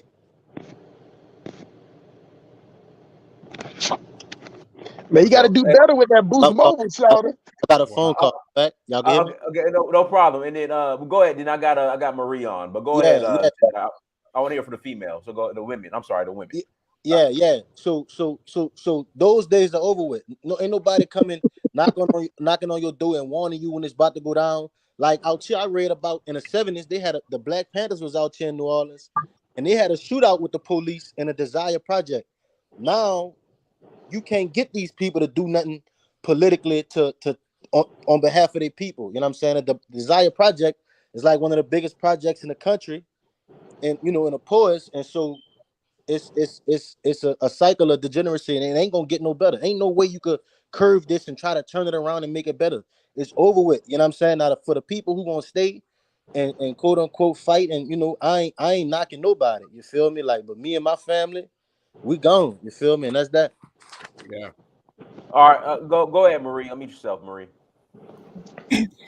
All right, hello. Can you hear me? Hear you just fine. Go ahead. Oh, okay. First, I just want to say that people with mental health issues, if they're stable, they are able to work any job. There are doctors and lawyers and nurses that have health issues, so no, they don't have to have a check. So I just wanted to say that. And I just want to, sorry, I just want to say before anybody get in the chat and say anything, I'm not white. Dynas knows me. We met in Africa. Who said you was white? Where's I'm that just coming from? saying because a lot of You people ain't got to get that disclaimer. I know who you are. You ain't got to get that disclaimer. Go ahead. Yeah, but I just want to say, I don't think, well, in my opinion, I don't think it's safe for Black people to stay in America anymore. I know this is our home, but like, it's just a lot of things going on. I just think we need to have an Africa plan and get out of here. That's just what I have to say. Yep. Home is where the heart is. You get what I'm saying? So if your heart is in Africa, then that's where your home is. See, there was something that was taught to me where it might be a saying. I don't know if they say it all over the country, but it was definitely in the South. You know what I'm saying? They always taught us that home is where the heart is. You know, not just where you was born there, where somebody laid on their back and push you out the box at a certain place, because you know, the same way religion is geographical, it's where you feel. If you feel that connection, you feel that hunger to Africa, you feel that hunger, then you got Dynas right here. You know what I'm saying? He got these plans. He got these packages, you know what I'm saying, to help you go somewhere so you can figure it out. You know what I'm saying? You sitting in the United States and you know you're longing to be somewhere else. You need to explore them options. But Black people will sit up there and hold each other down, exploring, you know what I'm saying, where we feel like we can go. It's the same way. The same mentality is this, Miss Mary Shaw, is that when a Black person is opened up a business, you know, people go to frown on their face. You know what I'm saying? But you tell a Black person that you got a job, they go to start talking about asking how good the benefits is. You know what I'm saying? How the break room look. You know, so how many microwaves they got in the break room? This is just our mentality for the most part, because 85% of us are useless fuck niggas, and they don't even deserve it. They don't even deserve to live. I pray the white Jesus that a purge that not just the movie with exist. Because I got two clips. One is 45 rounds and one is 35 rounds. You know what I'm saying? And one of those rounds will be for Black people. I'll say it right now, because it's a lot bottom that exists. And the problem in our community, Miss Mary, and you know this for a fact, and I don't even have to ask you, so I'm just gonna make the statement, is that we as Black people that make their way out of a bad situation, where we are looked at as target to our own people. You know what I'm saying? We're looked at as soft for making it out the hood. We looked at as weak for speaking correct English. That's why we're the only group of people that say if you speak correct English, it's talking white. We don't even understand that we disrespecting each other. We don't even understand what we're saying as far as logic. So logically speaking is, in order to speak Black, you got to speak dumb. In order to speak Black, you got to be illiterate. In order to have a Black car, you got to be degenerate.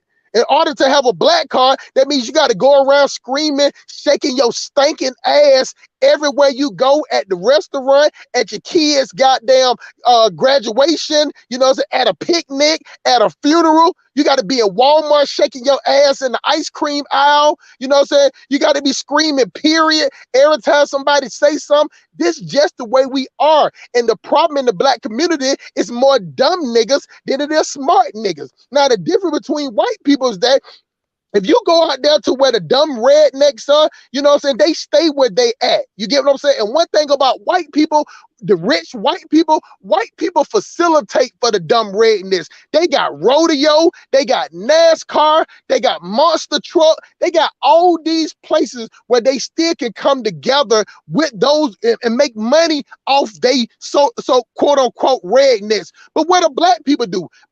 Some Black people go in the club like Dynas, you know what I'm saying, with the six packs and the abs. He might go in the club, but you got a degenerate standing outside.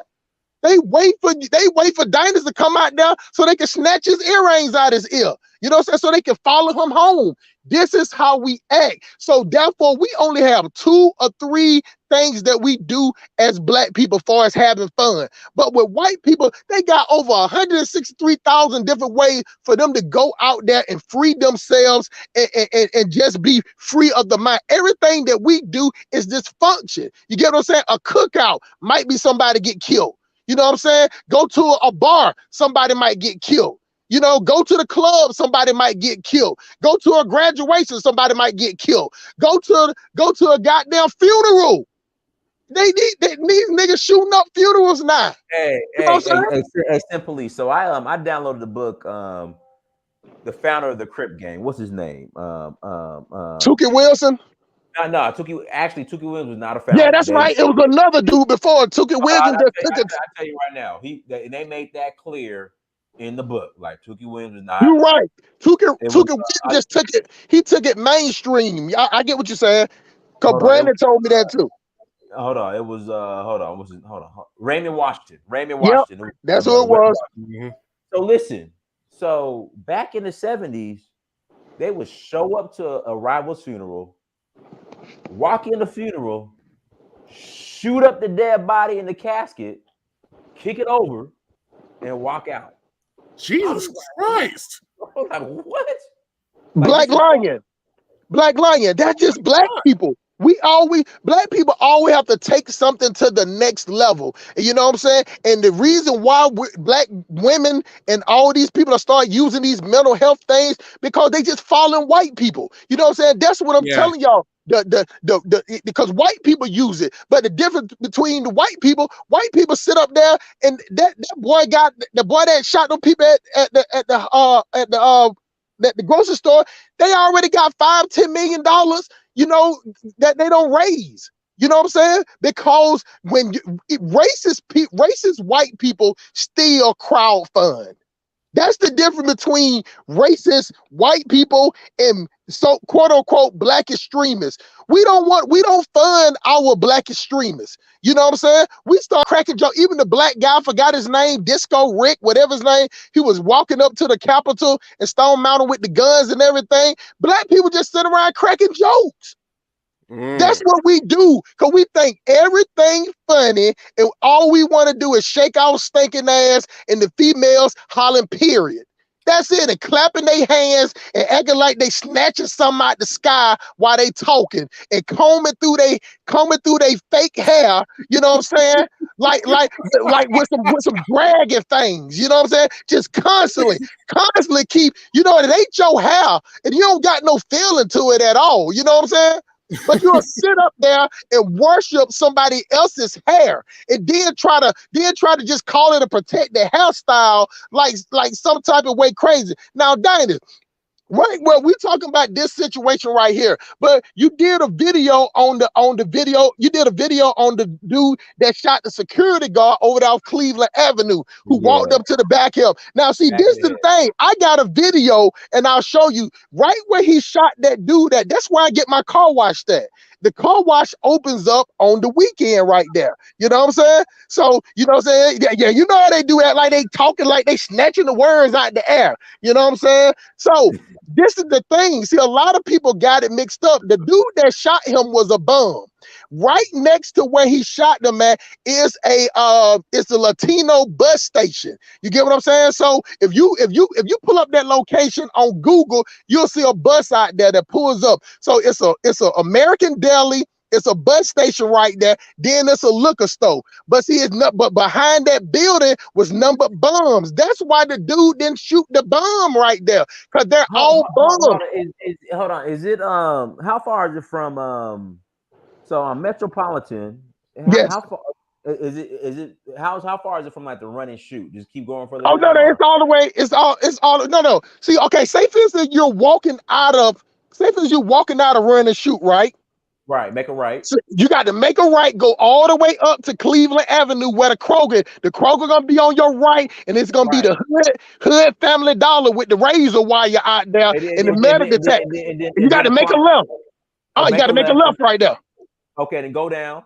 Soon as you make a left, it's an abandoned car wash where you can get you some cheap Kuta Kente for $40 at, and then it's a hood motel where you can get plenty of bed bugs at, and right there, right there is where the little plaza is. It's a little small plaza with 4 buildings. Right next to that plaza is the Crystals. Right, it's right directly when you get off the interstate. You know what I'm saying? When you, okay, I know. Okay, so I know exactly where it's at. Okay. So if you was coming 75 south and got off at Cleveland Avenue and make that right, it would be you got to make a right if you're coming south. I'm coming south or I'm going south. You said make a right. You're gonna make a right. Soon as you get off at the right, the Crystal's gonna be on the corner. Right? It's gonna be a Crystal's directly on the corner, and then it's a convenience store, a liquor store, and then the plaza right there. You get what I'm saying? So it's right. So that's why I get. Let me ask you: Is it the plaza where the little soul food place used to be? No, the soul food place is directly across the street. Okay, I know you're talking about. I know exactly what you're talking about. Okay. Because the soul food place is right down. It's a Shell gas station. They got barricade doors when they shut down at 10 o'clock. You know what I'm saying? Because that's how you have to do in the hood. So what I'm saying is that they had the security guard there because the bums was going up there begging, money and trying to rob the Latino people. So the security guy called the police on the bums. That's why as soon as he walked up, they shot him in the head, because as far as bums go, and they stand in the little encampment right behind that building. Right behind that building where he shot the dude at. That's where the bums sleep at. You get what I'm saying? So that's where they make their money at. You get what I'm saying? So far as the way they see it, you know what I'm saying? He was taking money out their mouth. And so what he did when he walked up on him, he shot him in the back of the head and walked off because he called the police on him. You know what I'm saying? What's crazy? Then the other bums ran up. It started just taking up. Start going through the bed. And bro, all this is on camera. And it's like, listen, people ain't got no more sympathy for us. Like we're this ruthless where we'll blow a man's head off, back of his head, then all the other bums will run up, empty his pockets, and go through his pockets. Yeah, they call it scavenging. See, it just the same. It comes from a jail technique. Like, and when I was locked up, soon as somebody got bailed out of jail, you know what I'm saying, we would run to his cell to see what he left in there. Even if he got bailed out, if he got his ass whooped, he got choked out, he got killed, no matter what, we would go to his cell. All right, hold on. Simple. Wow. Okay. Oh, simple. wow. Go ahead, my brother. Outside of a funky toothbrush and maybe a shank, like what did you get out of somebody? You got commissary. Commissary is a big deal. You can get somebody throat cut for 3 packs of noodles. 3 packs of noodles. You get 3 packs of noodles. You can get somebody what they call it. It's called a $1.50. That's what it's called. Have y'all ever heard the term $1.50?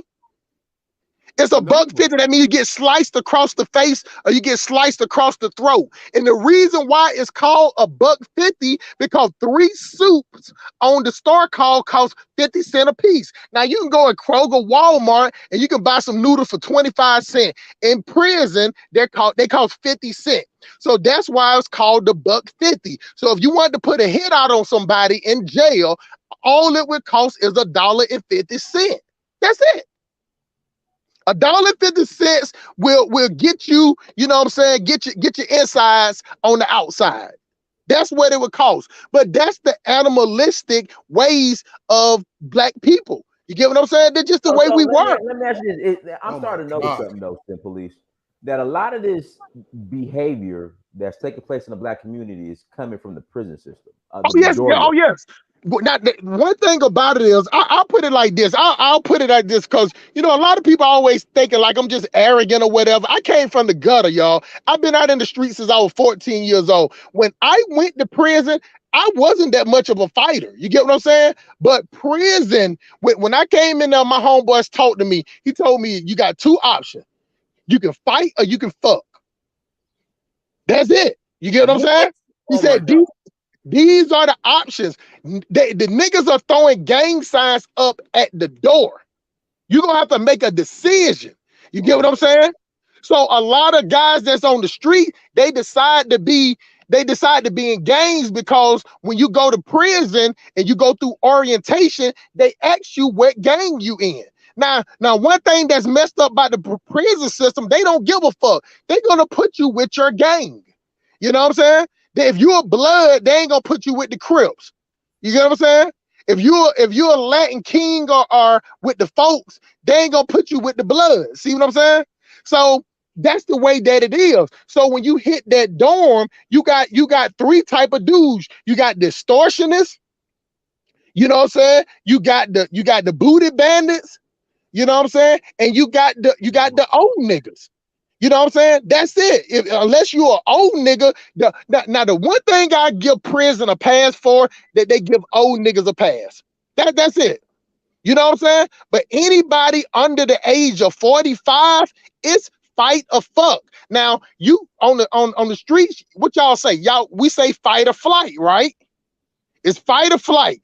But in prison, it's fight or fuck. You get what I'm saying? So the name of the game is that the way prison is that if you let somebody steal a bag of chips from you, you know, later on that night, they might be choking your ass out, dragging you to the shower, raping you. You know what I'm saying? Even if you don't know who did it, you better swing on somebody. In the code that we had in jail, like this is a fucked up code. I'm finna tell you what it is. It's either even if I don't know you did it, Dynast, if you make eye contact with me, I'm gonna go over there and try to bust you. We used to call it split your head to the white meat. That's where the term came from, jail. I would come over there and split your wig because either you had something to do with it, or you knew who did it, or you should have had something to do with it. So with those 3 categories, you don't have no win if I choose you as the prey. You know what I'm saying? So it's fight or fuck, predator or prey. That's it. Now, when you go to the major prisons, that's where you have the organized religion at. You know what I'm saying? Now, I'll be the first one to admit, after my 4th year, I got tired of the shit. You get what I'm saying? So, you know, why did it take Hustle Smart 4 years to get tired? Because I went in there when I was 17 years old. You know what I'm saying? I was fighting every day. You know what I'm saying? Fighting about anything, stealing, running the store. I ran a store and I had 2 dudes working for me at the store. If I fronted a dude a bag of chicken, think about it, it's just the same way in the streets. If I fronted a dude a pack of steaks, damn, I'm talking prison way. A pack of steaks is the duplex cookies, you know, the one that is brown on one side and dark chocolate on the other side with the cream in the middle. They call those steaks because those one of the most expensive things on the store called. They was like $3. So they called those steaks. Anything that was over $3, they call it steak. So if I fronted a dude some cookies and he didn't pay it back, you know what I'm saying? I would send my homeboys after him. And after that, we would extort him. We would whoop his ass. They would choke him out. You know what I'm saying? And then they would put him on the cell phone. They would put him on a cell phone or the prison phone and make him call home. And then his family, if they wanted him to live, they would have to start sending one of us some money. You get what I'm saying? So $3, it's an upcharge. Now you owe me $30. You shorted me on my money. It's $30, or either you can't sleep. You can't sleep in this dorm no more. And whatever dorm you go to, I'm gonna let everybody know what time it is, so you're gonna be a victim until we're gonna make you go on protective custody. That was the name of the game. Okay, but okay. So where were the correction officers at this whole time? Now this is the great part. This is the great part. A dorm, the average dorm has 100 people. So imagine a basketball court. You know what I'm saying? A full regulation basketball court and just a bunch of beds, double beds, right?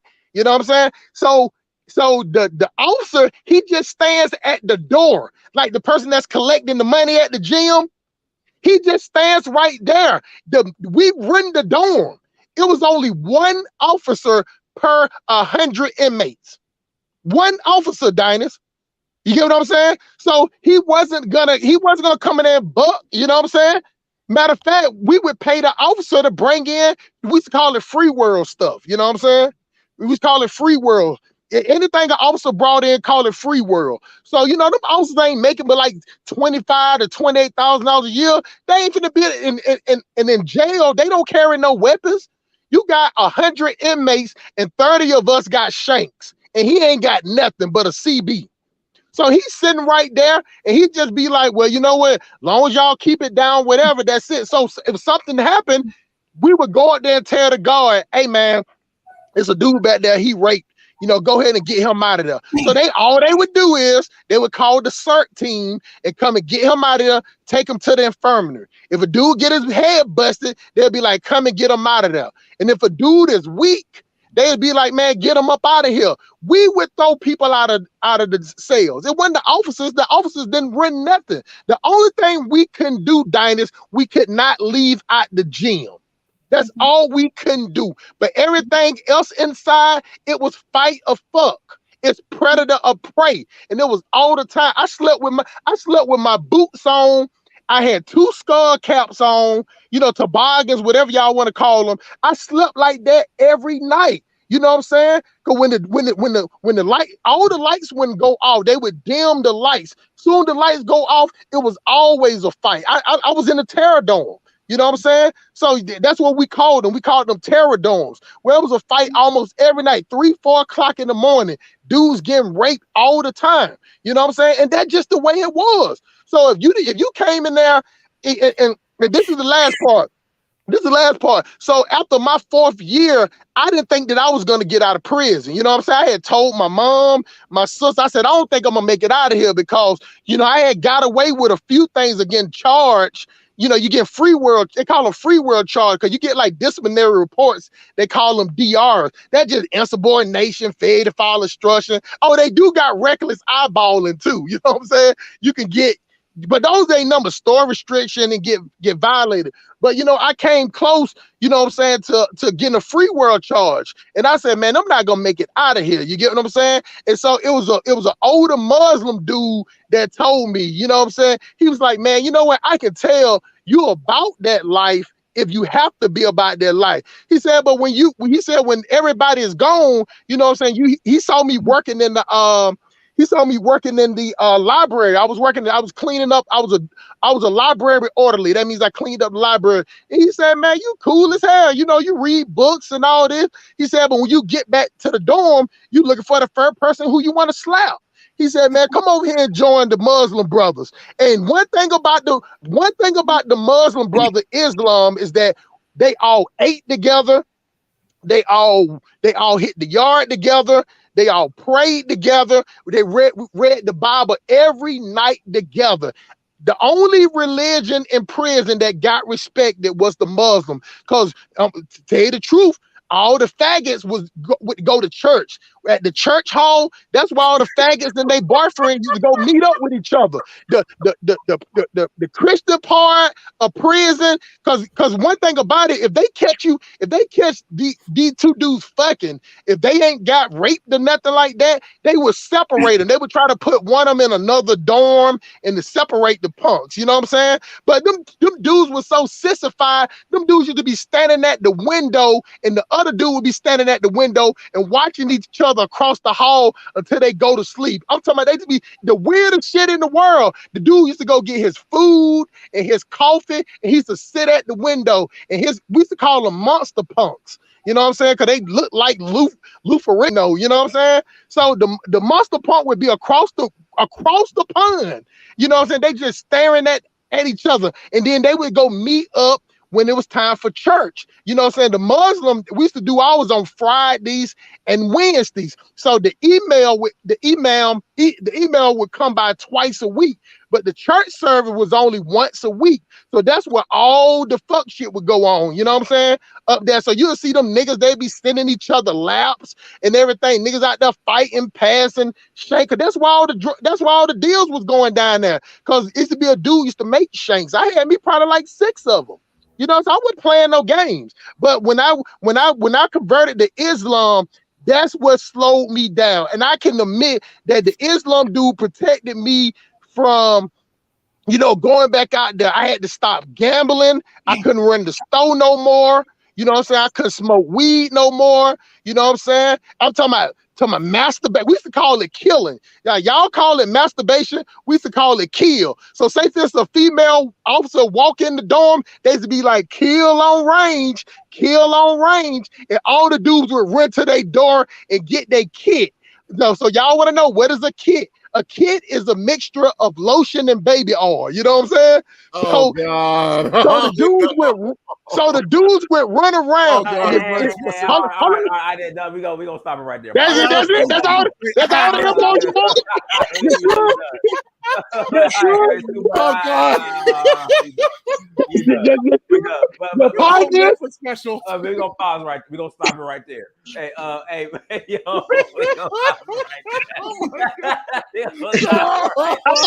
Died, just like in the movie, you want the truth. You can't handle the truth. That's enough. Oh my God. Hey, Marie, you want to add anything, sister? Then I got something to ask Police. Marie, you want to add anything? Go ahead. Oh yes. I just wanted to say, because I do care about my people.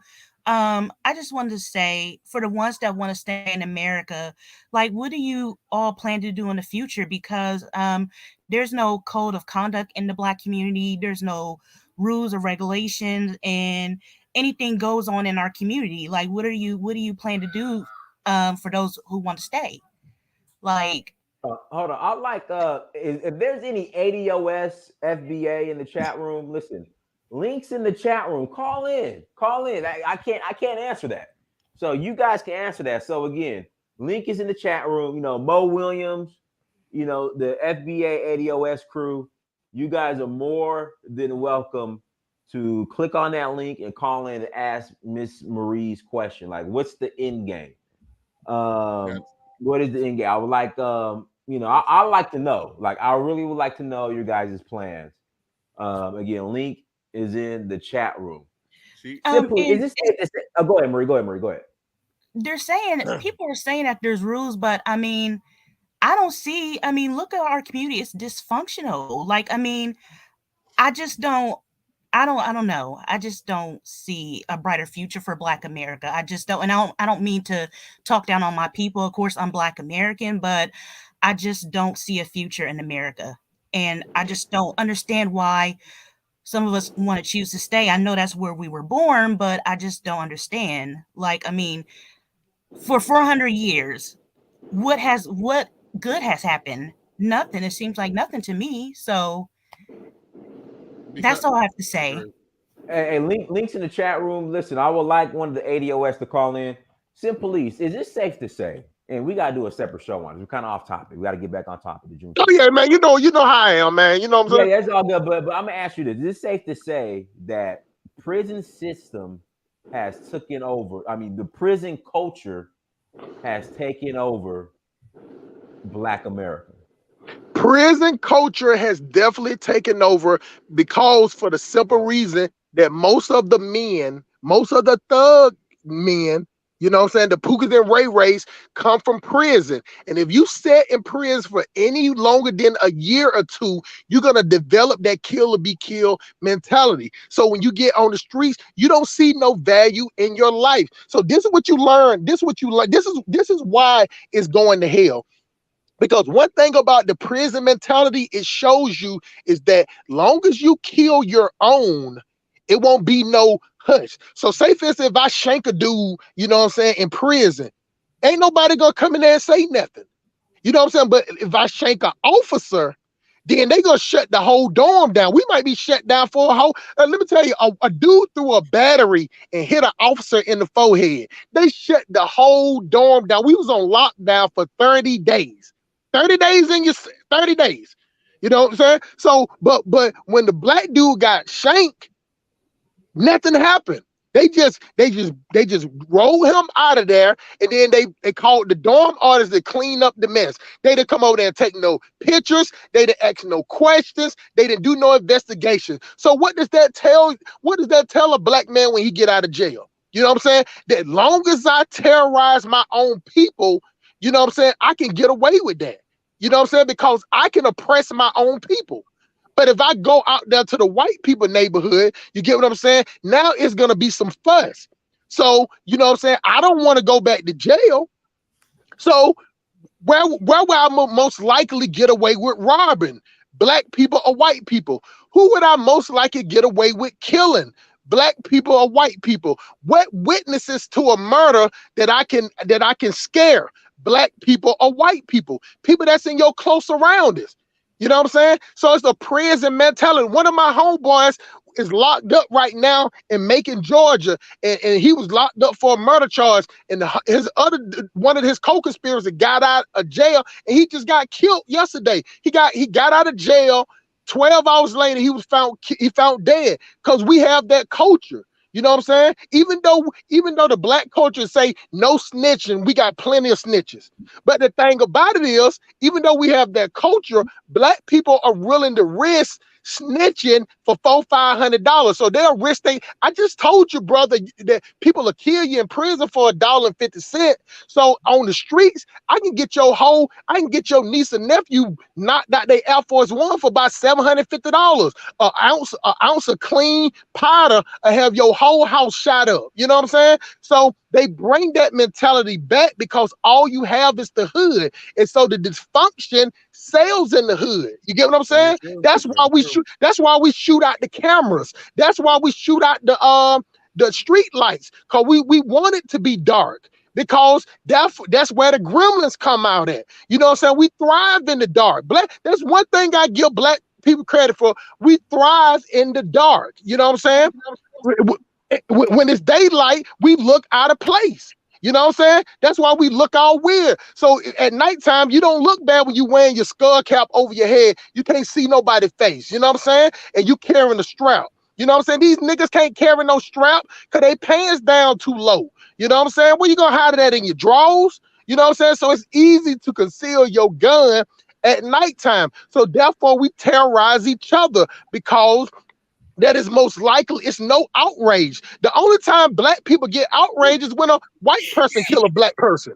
That's the only time black people get outraged. But if 3 people get killed on my street, is once the police come and the coroners come, it ain't nobody else out there. But if a white person do it, it's media attention. You got these celebrities come out there, they want to voice their opinions and all that because that's where it's profitable at. So to the average street nigga, it's profitable to do work in the streets. You get what I'm saying? Because you can do all these abandoned houses. You got all these abandoned houses around Atlanta with trap houses, you know what I'm saying? Just like out New Jack City, it's the same thing, just individual housing.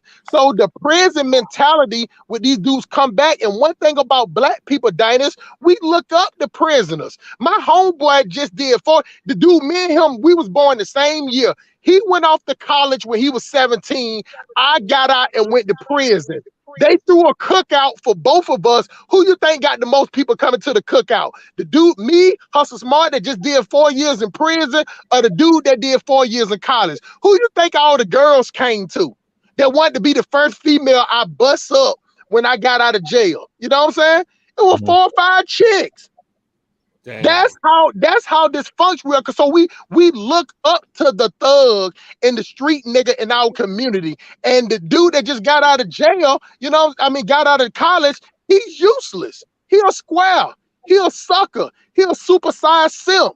So then these super ultra mega thoughts, they don't want him till I skeet up in them and get 3 kids out of him. Then they'll go to that simp that just they'll go to the quote unquote simp or the square that graduated from college. You know what I'm saying? And if he's a supersized simp, he'll snatch up a chick that got 3 kids by 6 baby daddies. That's the cycle in our community. Yes. Hold on. We got Marie. Go ahead, Marie. Then we got FBA Messiah. So go ahead, Marie. I agree with some of the things that Sim Police Academy says. Why don't the Black community practice a thing called susu, bring our money together, and like if those who want to stay in America, bring your money together, practice a thing called susu, and start building businesses in the Black community? Why is this so hard? All right, well, hold on. Let FBA Messiah answer. Go ahead, FBA Messiah. FBA Messiah, go ahead. We can't hear you. FBA Messiah. All right, FBA Messiah, you gotta do me a favor. I guess leave the chat and come back because we can't hear you. We can't hear you at all. Oh, hear me now? Okay, that's better. Go ahead. Hey, yeah. So basically, Marie, you didn't know that was Brandon. You didn't know that was Brandon. I was like, what the hell? Brandon Dinus. Hey, dude, I'm the FBA Messiah. Oh my God. Hold on. Go ahead, FBA Messiah. Go ahead. You didn't see the shiny suit? Hey, so Marie, she asked some good questions. The reality is, the answer to the first question is they don't know what they're gonna do. Black people in America, FBA, are like someone who tells you to give them you have a problem, and they say, okay, I'm gonna fix your problem. Just give me $100. Then you say, well, when I give you the $100, what you gonna do? They say, I don't know what I'm gonna do. I'm gonna know once I get the $100, right? They don't know they have no plan. You have channels like Tariq Nasheed, Professor Black Truth, all these guys. They talk so much. They talk a good one. Oh, we need this. We need a black agenda. Do you realize that FBA's major plan is to sit back, complain, and wait for a group of old, decrepit white men sitting on Capitol Hill in Washington, D.C. to write up a plan or an agenda that benefits Black people, right? That's why they say, oh, no black agenda, no vote. But we are so lazy as Black Americans that we won't even write up our list of demands. We won't even get a piece of paper and write down what we want. Because the reality is, what we want is to be able to complain and play the victim about any and every situation that arises.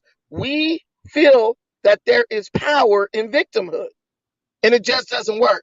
The next thing is, when you start talking to us about susus and stuff like that, Black Americans have a very toxic relationship with money. We worship money because we never have money. Not because the white man keeps us away from money, but because the minute we get money, we go and give it away for frivolous wants. Not for needs, not for necessities, just for the things we want. So the idea of doing a susu is totally ridiculous and impossible for our people. Because when your mind is ruled by what other people tell you you need to be happy, there's no way you will ever be able to do anything collectively.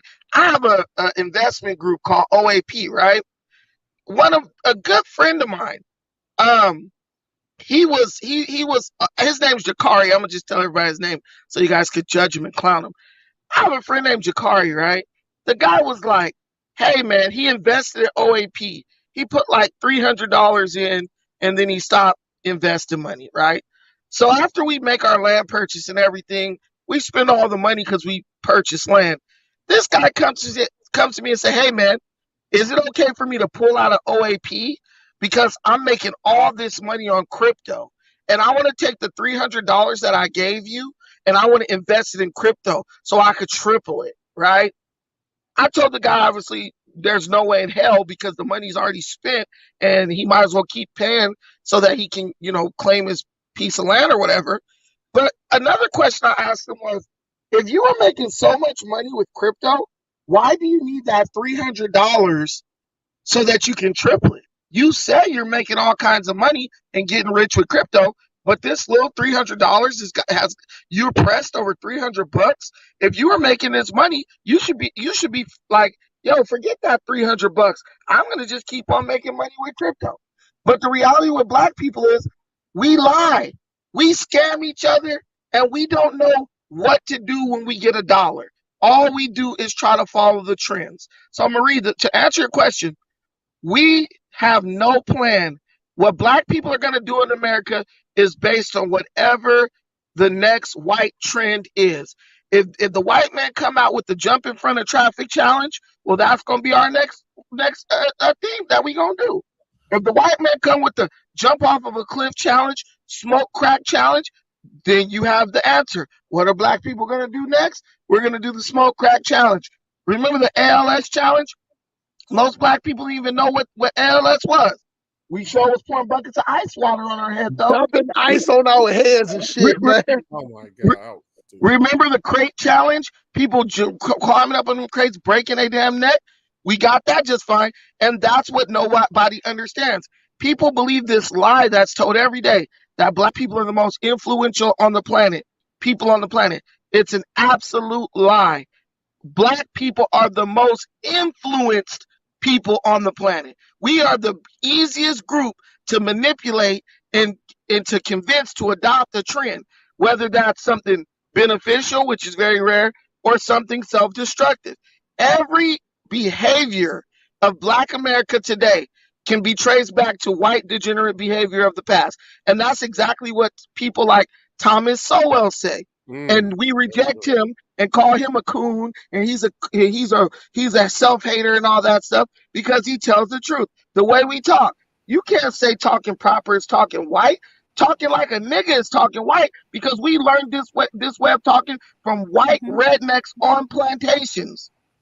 Go down to the South, go to Kentucky, go to a white hick town. Then people gonna be talking just like you hear niggas talking in New York City with the bull crap, slang and the drawl and all that stuff. But we want to say when someone talks proper, oh, you're talking white. No. When you're talking proper, you're just talking English. But when you're talking like we talking in the hood, you're talking like a white redneck. Gang banging, Al Capone, Babyface Nelson. These were the first gangsters. Now we got black folks talking about we gangster. We don't set the tone for anything in America. All we do is look to the white man for what we should do. He tells us, and we go right on ahead and do it. That's true. That's very true. And I just want to say one more thing, and I'm going to get off here. I just want to say for the Pan-Africanists, for those who haven't been to Africa, like West Africa, really, to pick a country and reunite with your people, because a lot of us are getting citizenship, they're welcoming us back home. And that's all I have to say. Nope, that's. We appreciate you coming on, Marie. Thank you, sister. Thank Appreciate you coming on, Shawty. Thank you, sister. Oh, you're welcome. Thank you. Bye-bye. But yeah, I would like, yeah. Yeah, the truth, the harsh truth is it's really over. It's really over. And the sad reality is, like I said, a lot of us like this plantation. We don't want to admit it, but we like this plantation. We like this function. So in my honest opinion, we should just get the few decent African Americans and just leave, because honestly, they're gonna be our biggest downfall besides white racism. Well, it's like this. The thing about it is, in order to leave, it takes you got to have some type of support system where you're from. You know what I'm saying? So to leave, I get what a lot of pushback comes from, because they just hear, for whatever, when they hear the word leave, they just, black people, it's just like that thing of walking outside and your grandmama say, don't go outside, you might bust your head and a stick might go up your mouth and come out your ear, the worst. So when we hear leave, we hear giving up everything, leaving everything to the side, because one, I would never give up my American citizenship. You know what I'm saying? But that's one of their talking points, to be like, oh no, somebody said something? Oh no! I agree with you. Okay, yeah. Somebody's like, give up your citizenship, and you won't have to give up citizenship, because any black person, you need to stay at a power of a position. You need to always be looking down at a 45-degree angle at every situation. See, anytime you looking up, you know what I'm saying? You're looking up in a submissive state. And that's what we do as black people, because we look up to white people. Only thing we mad. We just want white people to love us the way that we love them, because we really like white people. That's why when a white person come around, we get all talkative and yappy. Well, let me give you the best example.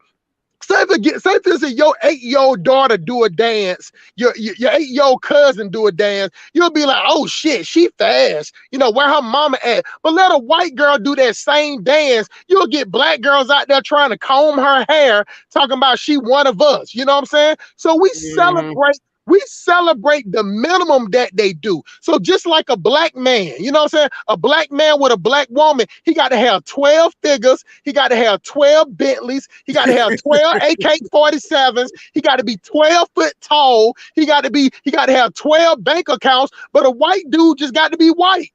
That's all he have to be. You know what I'm saying? That's all Peace Corps Brad have to be. He could come up with his Dockers, with his Van shoes, with mismatched shoelaces, with bubble gum on the bottom. You got to be fresh to death. You know what I'm saying? You got to have 12 pair of Jordans. You know what I'm saying? You got to have 12 dope charges and 12 murder cases. You know what I'm saying? You got to have 12 baby mamas. You got to have 12 kids. That's what you got to have for a black woman. And you know what? If you talk to most black women and you get them one-on-one, they'll tell you that the standard for a black man is high, but for a white dude, it's low. Because the same way that white men have a fetish for cheap black pussy, is the same way that black women have a fetish for goddamn rare pink pork. You get what I'm saying? They have the same fetish.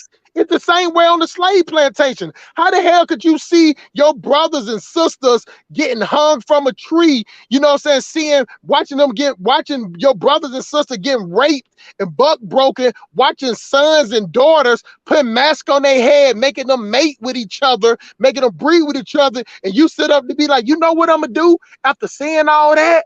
You know what I'm saying? Massa over there with them overalls on. You know what I'm saying? I want hymns. I want me some hymns. You know what I'm saying? It's a mentality. It's the same way when the slave masters came, slavers came to Africa. You know what I'm saying? Yeah. They had black African women out there. You got to read the stories. They used to, the Portuguese and all the people used to come over there. They used to give these black females blankets or either sheets or some colors. So when they pulled up at the pier, the African chicks used to be out there holding up it's like a banner to let them know. It wasn't no cell phones. It wasn't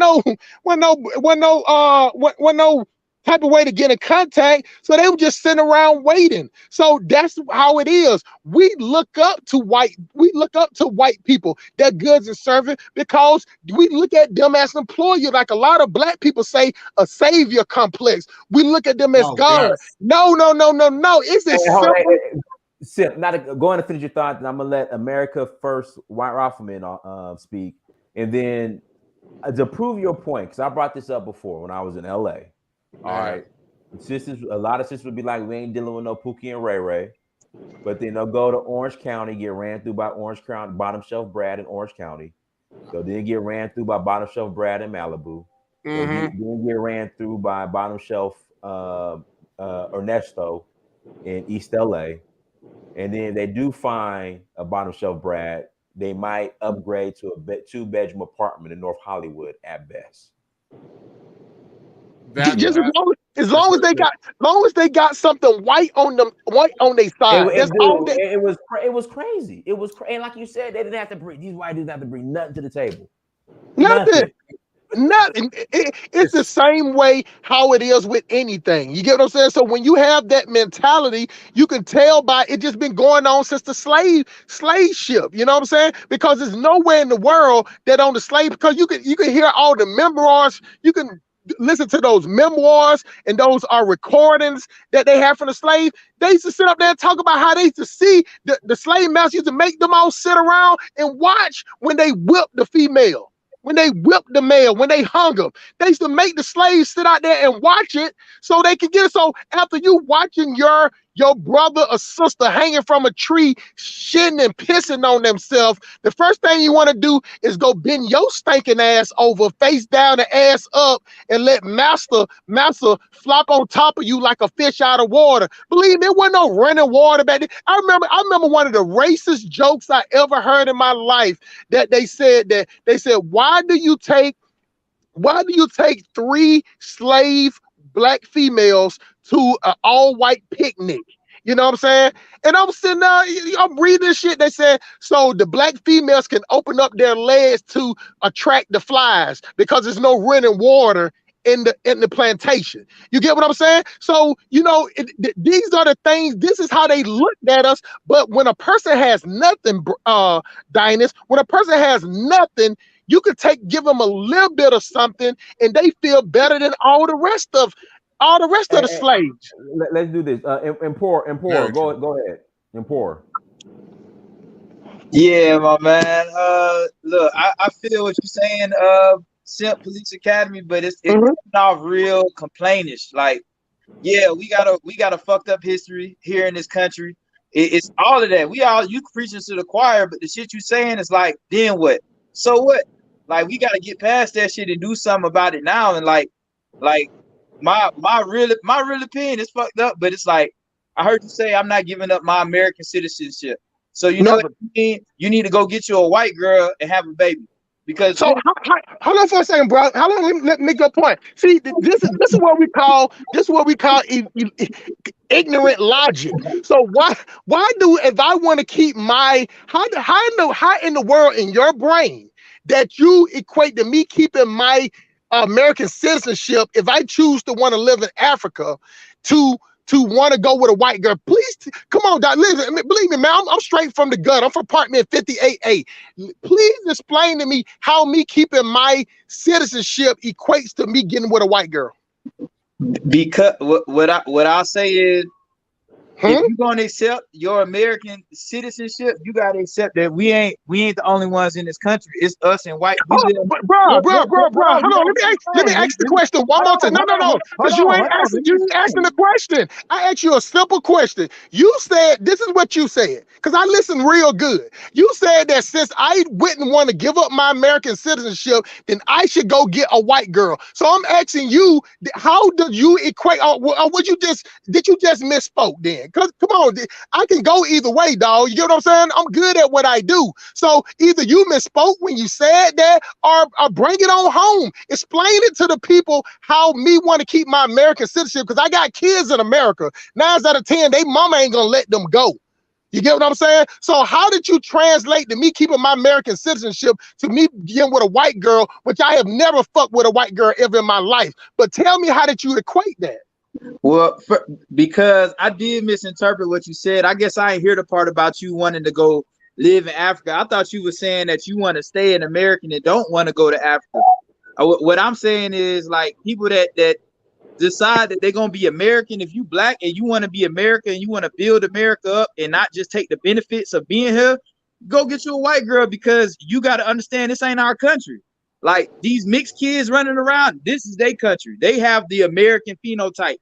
When you look at a Japanese person, they Japanese. You look at a Nigerian, they Nigerian. When you look at these mixed kids, they have the future phenotype of what this country is gonna look like. And so what I'm saying is, if you want to say I'm gonna be an American citizen, you got to understand that the way niggas ain't gonna exist in the future. Like, we not gonna exist here in this country. Like, their plan is to get rid of us, and it's gonna happen. Like, this country is gonna have a certain phenotype, and it ain't gonna be nigga.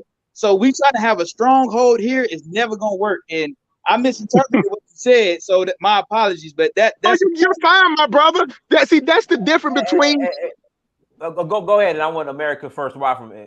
Okay, yeah, it's fine, my brother. Even though I wholeheartedly believe in what I say, anybody could tell you who American Rifle, who finna speak next, they'll tell you I am a good listener. I'm telling you, I will stop on a dime if you present me a fact. You know what I'm saying? Even with my rhetoric or whatever. So I salute you, brother. I feel like black people need to have an African plan. But what I'm saying is, just because I have an African plan doesn't mean that my whole family would want to follow me. You get what I'm saying? Because I'm that exceptional Negro. I'm that 1 in 10,000. I might be the only person in my family that want to live in Africa, but that doesn't mean I'm a disregard, and that don't mean I'll never want to see him again. You know what I'm saying? I want to come back and kick my son in the ass. I want to snatch my daughter by the hair. You know what I'm saying? When I come back, I don't want to never disregard him. So I would keep that American passport, because I would use it as leverage, but a leverage for my people, not leverage against my people. But I can't win in my community.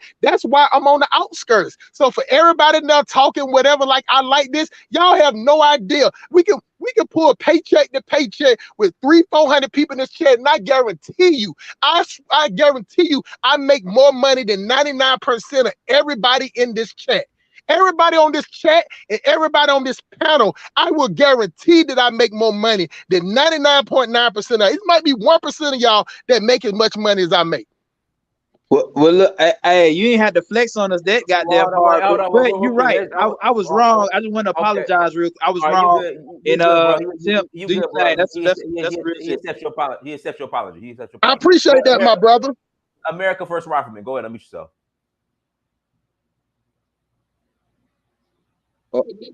I don't know what's going on, but there's like crazy feedback. Can you hear me? The feedback's coming from you.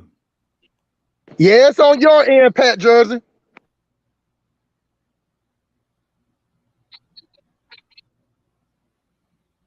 All right, can you hear me? Yeah, you're good now. Go ahead. Okay, I don't know. There's like 3 or 4 voices going on at the same time. Okay, it's back on you, brother. Do me a favor. Leave the chat and come back in, because it's coming from you. Yeah, but yo, you know what? This is a good, powerful stream, because you know, with our people, Mr. Emperor, you know, with our people, it's like when you tell black people the truth, then you don't like black people. But by that logic, that means that if you lie to black people, then black people will like you. Why you think the Democrats come around 4 years and do what they do? They just tell you what you want to hear. They ain't gonna tell you that you know what I'm saying, that your numbers are going down. You know what I'm saying? Even though you're the third minority, you're #1 in abortions. They ain't gonna tell you that. They gonna tell you how strong you are. They gonna tell you how good you can dance. They gonna tell the black women how strong they are. You know, how they the backbone. Why not give you nothing? Because when it comes to white people, all black people want to do is for white people to put their arms around their neck and pat them on the head like a dog. But for a black person to a black person, we got to damn near hit the lottery to get trust from another black person. You know what I'm saying? But white people don't have to do that. So just like with the 94 crime bill, and a lot of brothers just like me, I was caught up in that crime bill. It was nowhere in the world I would vote Democrat. So even though the brothers that was up under the 94 crime bill that got minimum mandatory sentences, Joe Biden orchestrated with Hillary Clinton, you know what I'm saying? They still got out and vote for the person that's sitting in the prison based on emotions that was coming from black women, because it was black women that put Joe Biden in office. It wasn't black men, but since black men like cheap pussy so much, they'll follow a black woman. just like I was telling brothers that I have a conversation with my homeboys all the time. I'm a businessman, and I be like, man, what you did this weekend? Man, you know, I just sat around here, you know, I went to the club and I got me some pussy. Talk to my other homeboy, what you did this weekend? Man, you know, I just went to the bar and I got me some pussy. I talked to my other homeboy, what you did this weekend? Man, shit, I was at Family Dollar, met a chick, and I got some pussy this weekend. That's what we feel as black men are like, some type of accomplishment. While everybody else building, while everybody else is leading, while everybody else setting trends, all thing black men care about on the weekend is how what female they can fuck. Now, it was some females in the, and I know y'all think I hate females, but I was watching the chat and there was some females in here that saying that black men don't lead and black men don't protect black women. No, black men don't. And black men can't, because there's 3 million more black women than it is black men. If every black man said they're gonna risk their life for what you gonna do? Risk y'all life so these black chicks can go fuck white zaddy? Because what you think gonna happen when all the black men go to jail or die for protecting black women? Who you think these females gonna fuck then? But what's the solution? It is no. Let me tell you real quick, Dynast. Let me tell you real quick, bro. It's no solution. The black race is doomed. You know what I'm saying? So you better try to get all the money you can get, stack your money up, and find a way. Let me tell you something. I'm a businessman, and every businessman want a return from his investment. But if you put the black race down on paper for statistics and say, do I want to invest in this business? You would go the other way. The black race ain't a business to invest in. It's something to be emotionally attached.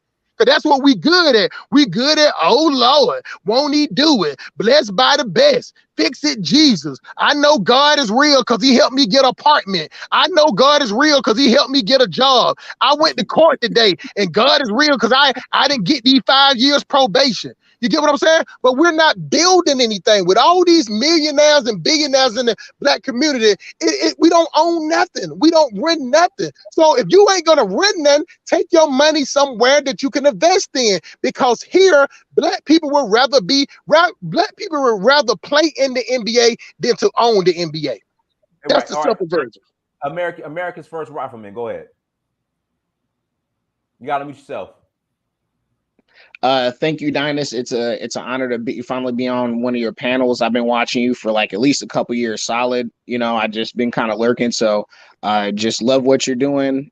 Shout out to Hustle Smart, of course, and just all the Black Pan-Africanists. But my main thing is, I think Brandon covered this last night, and other people have said this consistently. Like, Black people don't like criticism. We want to have people massage us and tell us how great we are, tell us how great we're doing, and tell us how morally superior we are. And as soon as somebody like Hustle Smart says something about a black woman, especially, you know, we could say anything about black men all day, but as soon as somebody says something, a critique of a black woman, it's just like, why are you trying to kill us? Why are you trying to do that? So it's like, we need to break out of that. And so the main thing is like, look, a lot of people ain't going to be saved, you know, and we have to just go in a direction where things are tangible. So what I tell black people in America, you know, the reason why I changed my name to America First Rifleman is fix home first, fix what your personal deficiencies are, fix what you got going on in America, and all your anxieties, all your resources, all those things, you can point that towards Africa, towards a goal to do something tangible for you and black people. And it's really that simple. I mean, I don't think there should be like a 20-minute speech of me saying something like this, but it's serious. Like, if you know, that's why I give a lot of respect to black families that they're like, you know what? I don't like what's going on in America. Instead of just running around on the internet talking about white supremacy this, white supremacy that, you know, we're all behind this. They said that, like, there's been plenty of black men just scooped up his whole family, just moved to Africa and live their life out there. So that has to be the blueprint. It can't be this just, oh, somebody says something bad about us or black women and they're against us. Obviously, we can agree to disagree, but the main thing is fix the basics in our life first, you know, and go from there. It's really that simple, black people. Like what Hustle Smart was saying a second ago when he asked the black men around him, like, what did you do this weekend? What did you do last weekend? It's always the same, just seeking pleasure seeking behavior. Okay, I'm not saying you can't go out, have fun, and enjoy life. That's human nature. Of course, you'll go crazy if you don't do that. But like just me, my example, I worked out my body, and I built me a gun, and I helped another black man do something positive in his life. You know, I'll keep that to myself, but it's just like, you don't have to do that 7 days a week, but at least try 1 or 2 days out of the week doing something tangible in your life, or at least expand upon doing something else for black people. So that's, you know, that's one thing it's taken me many years to learn. And like I said, there's a positive effect from that. Just like just listening to Pan-Africanism Strikes Back and Prince Dynast and people like Khaled, that got me in a different direction, thinking more positive about our people, but also doing what's necessary to bring us into the next century, you know. So hopefully I didn't ramble too much. You didn't, brother. Thank you for adding to that. What we're gonna do, hey, Sim Police Academy, I'm gonna let you close out. What would you like to share a closing? We'll go ahead and wrap it. 10-4, brother. I know I'll wait to close out. Oh, you want me to go ahead and close out now? I want you to close out. Oh no, I thought you were finna give it. I thought you were finna give everybody a round. You know what I'm saying? No, you go ahead, brother. It's all on you. This is the hammer and the nail, people, and y'all wonder why, you know, Dynast let me say what I'm saying. Is because even if Dynast don't agree with my rhetoric, Dynast is a businessman. You get what I'm saying? And I said one more time, every businessman want a return on this investment. Nobody want to throw money in a black hole. In every major city in the United States, the black people are doing bad. Don't get me wrong. It's some people that good, because you want to know how I know? I'm one of them. As soon as I started making 6 figures, the first thing I did was got away from black people. And my life has been easier ever since I did it. You get what I'm saying? And a lot of y'all sit up there and talk that shit. Y'all don't even deal with black people like that. Or y'all only deal with black people you know. And that's the same thing I do. I deal with black people I know, but the majority of them, I don't. You get what I'm saying? Because that I'm considered a target. You know, even though I don't did 4 years in prison, even though I had attempted murder, you know what I'm saying? That even when I go back in the hood, I ain't even hood enough no more. That's how dangerous the hood is, that I ain't hood no more, because I ain't tried to kill nobody lately. You know what I'm saying? I shot the dude that I went to prison for shooting. That was 10, 20 years ago. You know what I'm saying? I'm reformed. You get what I'm saying? I'm not even accepted in my hood no more. This is how we act. So unless we continue to perpetuate dysfunction behavior, then you're not accepted in the hood. So all y'all females and men sitting up here talking about the black race, go over there and go talking that shit to them, because they don't want to hear that shit. The only thing they want to hear, you over here to buy, or you over here trying to sell something. Other than that, you're in the way. You know what I'm saying? So nobody don't want to hear that shit. So, and you got the women that's in us saying protect black women. I ain't protecting none of y'all hoes. You get what I'm saying? If your last name, you said don't say the B word. You said don't say the B word. Okay, can we not say the H word either? So don't say the H word. I ain't saving now one of y'all wig, weave, wearing hyena, Stacey Abrams, stunt double. You know what I'm saying? Big booger wolf, wearing leggings, trying to stuff all that girth in, wearing Spanx, trying to stuff your stomach in, rocking strangers hair from other countries, sitting up there going to Chinese people, giving them all your money, bowing down to white men at the job, giving him your best. You dress your best for the white man. You give him all your best. You show up for work on time. You keep your voice down and you keep your weave down to the point that he can see your tracks. You working so hard for the white man. But when you come back to the black man, it's fight, whatever. So why in the hell would I want to sit up there and risk my life for a random chick? I got 34,000 kids. You know what I'm saying? They got to be taken care of. Believe me, my baby mama love that each one of my baby mama, they love that $836 and 28% child support. They don't think I'm a fool. They would call me a fool if I go out there and risk my life for a female that I don't know. So yes, black women, I'm not gonna protect you if I don't know you. I'm not gonna protect you if you don't have the same DNA. So if I saw somebody dragging you out of a car in an alley behind a Walmart, I'm gonna go get me a Subway sandwich and I'm gonna call my daughter and my kids to make sure that they safe. You better nuck if you buck. You know what I'm saying? Y'all the most educated, y'all the smartest chick. So if you smart, go get you a 9mm. You know what I'm saying? They even got the color for 9mm. They got the pink ones, they got the purple ones, they got the green ones. The same way y'all wear them colors on in your hair, your skin, like the same colors your hair, the same colors your nails. They have that too. So nobody ain't finna sit up there. You cannot shame black men to risk their life for you to go out there and live your super ultra mega thought lifestyle while screaming zaddy and every time a white female get with a black man, y'all raise that up and y'all found every way to drag a black man down. Now, I understand there's some black men out there that ain't doing shit. You know what I'm saying? It's a lot of fuck nigga energy in the black community. You know what I'm saying? So if a black man ain't doing shit when you met him, why in the hell you think when he had a baby he gonna do something? If he was standing on the block selling nicks and dimes, you know what I'm saying, driving his Charger, making circles in the interstate, why in the hell you think after you have a baby he gonna be like, man, I'm finna give all that up?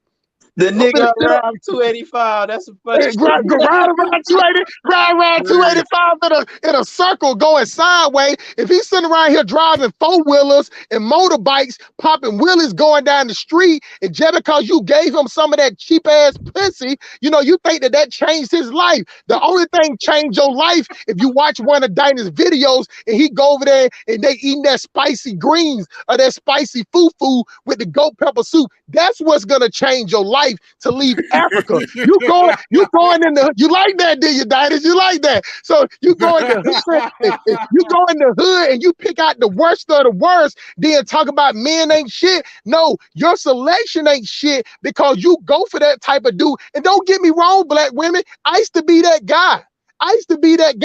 You know what I'm saying? That females had these guys, they didn't even like him. They would want to come over there and let Hustle Smart slang their ass over the bed and talk shit to him. You know what I'm saying? She's sitting up there on her phone with her friend like, man, he crazy as fuck. But let me go ahead and wash these dishes though. You get what I'm saying? I'm the type of nigga that they bow down to. They don't bow down to none of y'all simps. You know what I'm saying? They'll use y'all simps for an Uber ride. They'll use y'all simps to go fight their baby daddies. You know what I'm saying? And then after that, they go about their business because a female would never respect the man that bowed down to them. But y'all sit up there and let them try to shame y'all into risking y'all life. Y'all sit and y'all men worse than the females that raise y'all because y'all sit up there repeating these female talking points. Talking about protect black women. They got over 64 different programs in each city and each state government office for female. They only got one program for degenerate man, and that's jail, prison, death, cemetery. Matter of fact, that's 4 examples, but it's the worst for men. You get what I'm saying? So y'all let these females talk, man. Y'all cannot beat these females in talking. So don't try to never go there because a female can always go to because they can always go a different route because they got white men fetish on them. You know what I'm saying? So a woman will go over there because she's looking for that higher calling. And for black women, white men are a higher calling. But the funny part is, Dinah, the white men ain't snatching them up in large numbers. And then you see the black women that do get snatched up by the white men. Them black women change. Look at Eve. She used to be the pit bull in the skirt.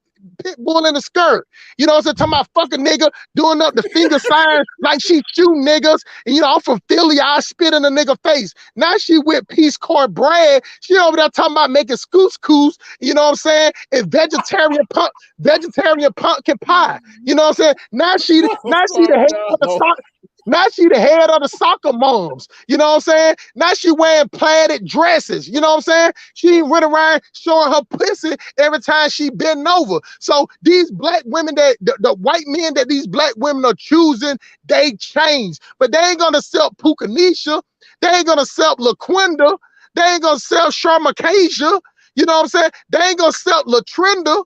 You know what I'm saying? Y'all hoes better goddamn get up off your feet and do something different, because it's black women that making the race bad. Because if all black women that wanted a better result, they would demand a different result for men. Because I'm telling you, black men are stupid.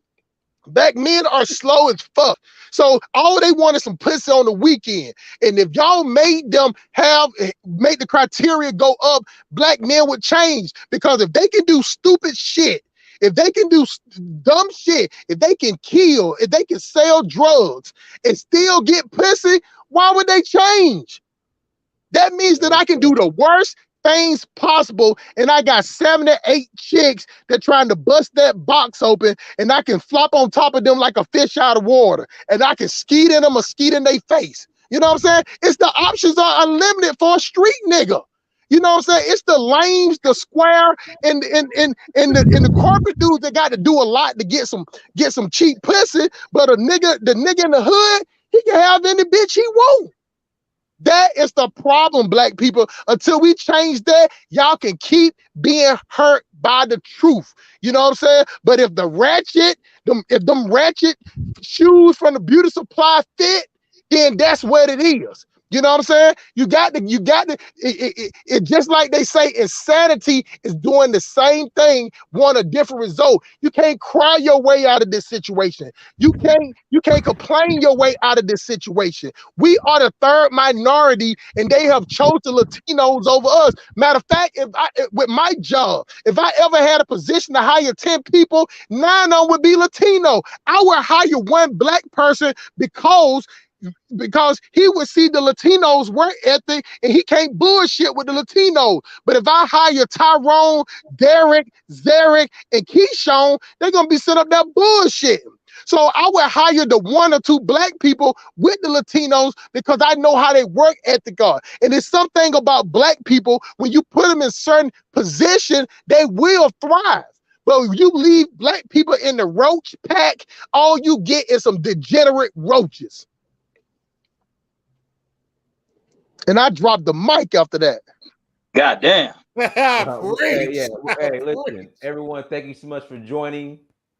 Make sure you like and share and subscribe, family. Until next time, Dynasty Beer Search for. We gone. Peace.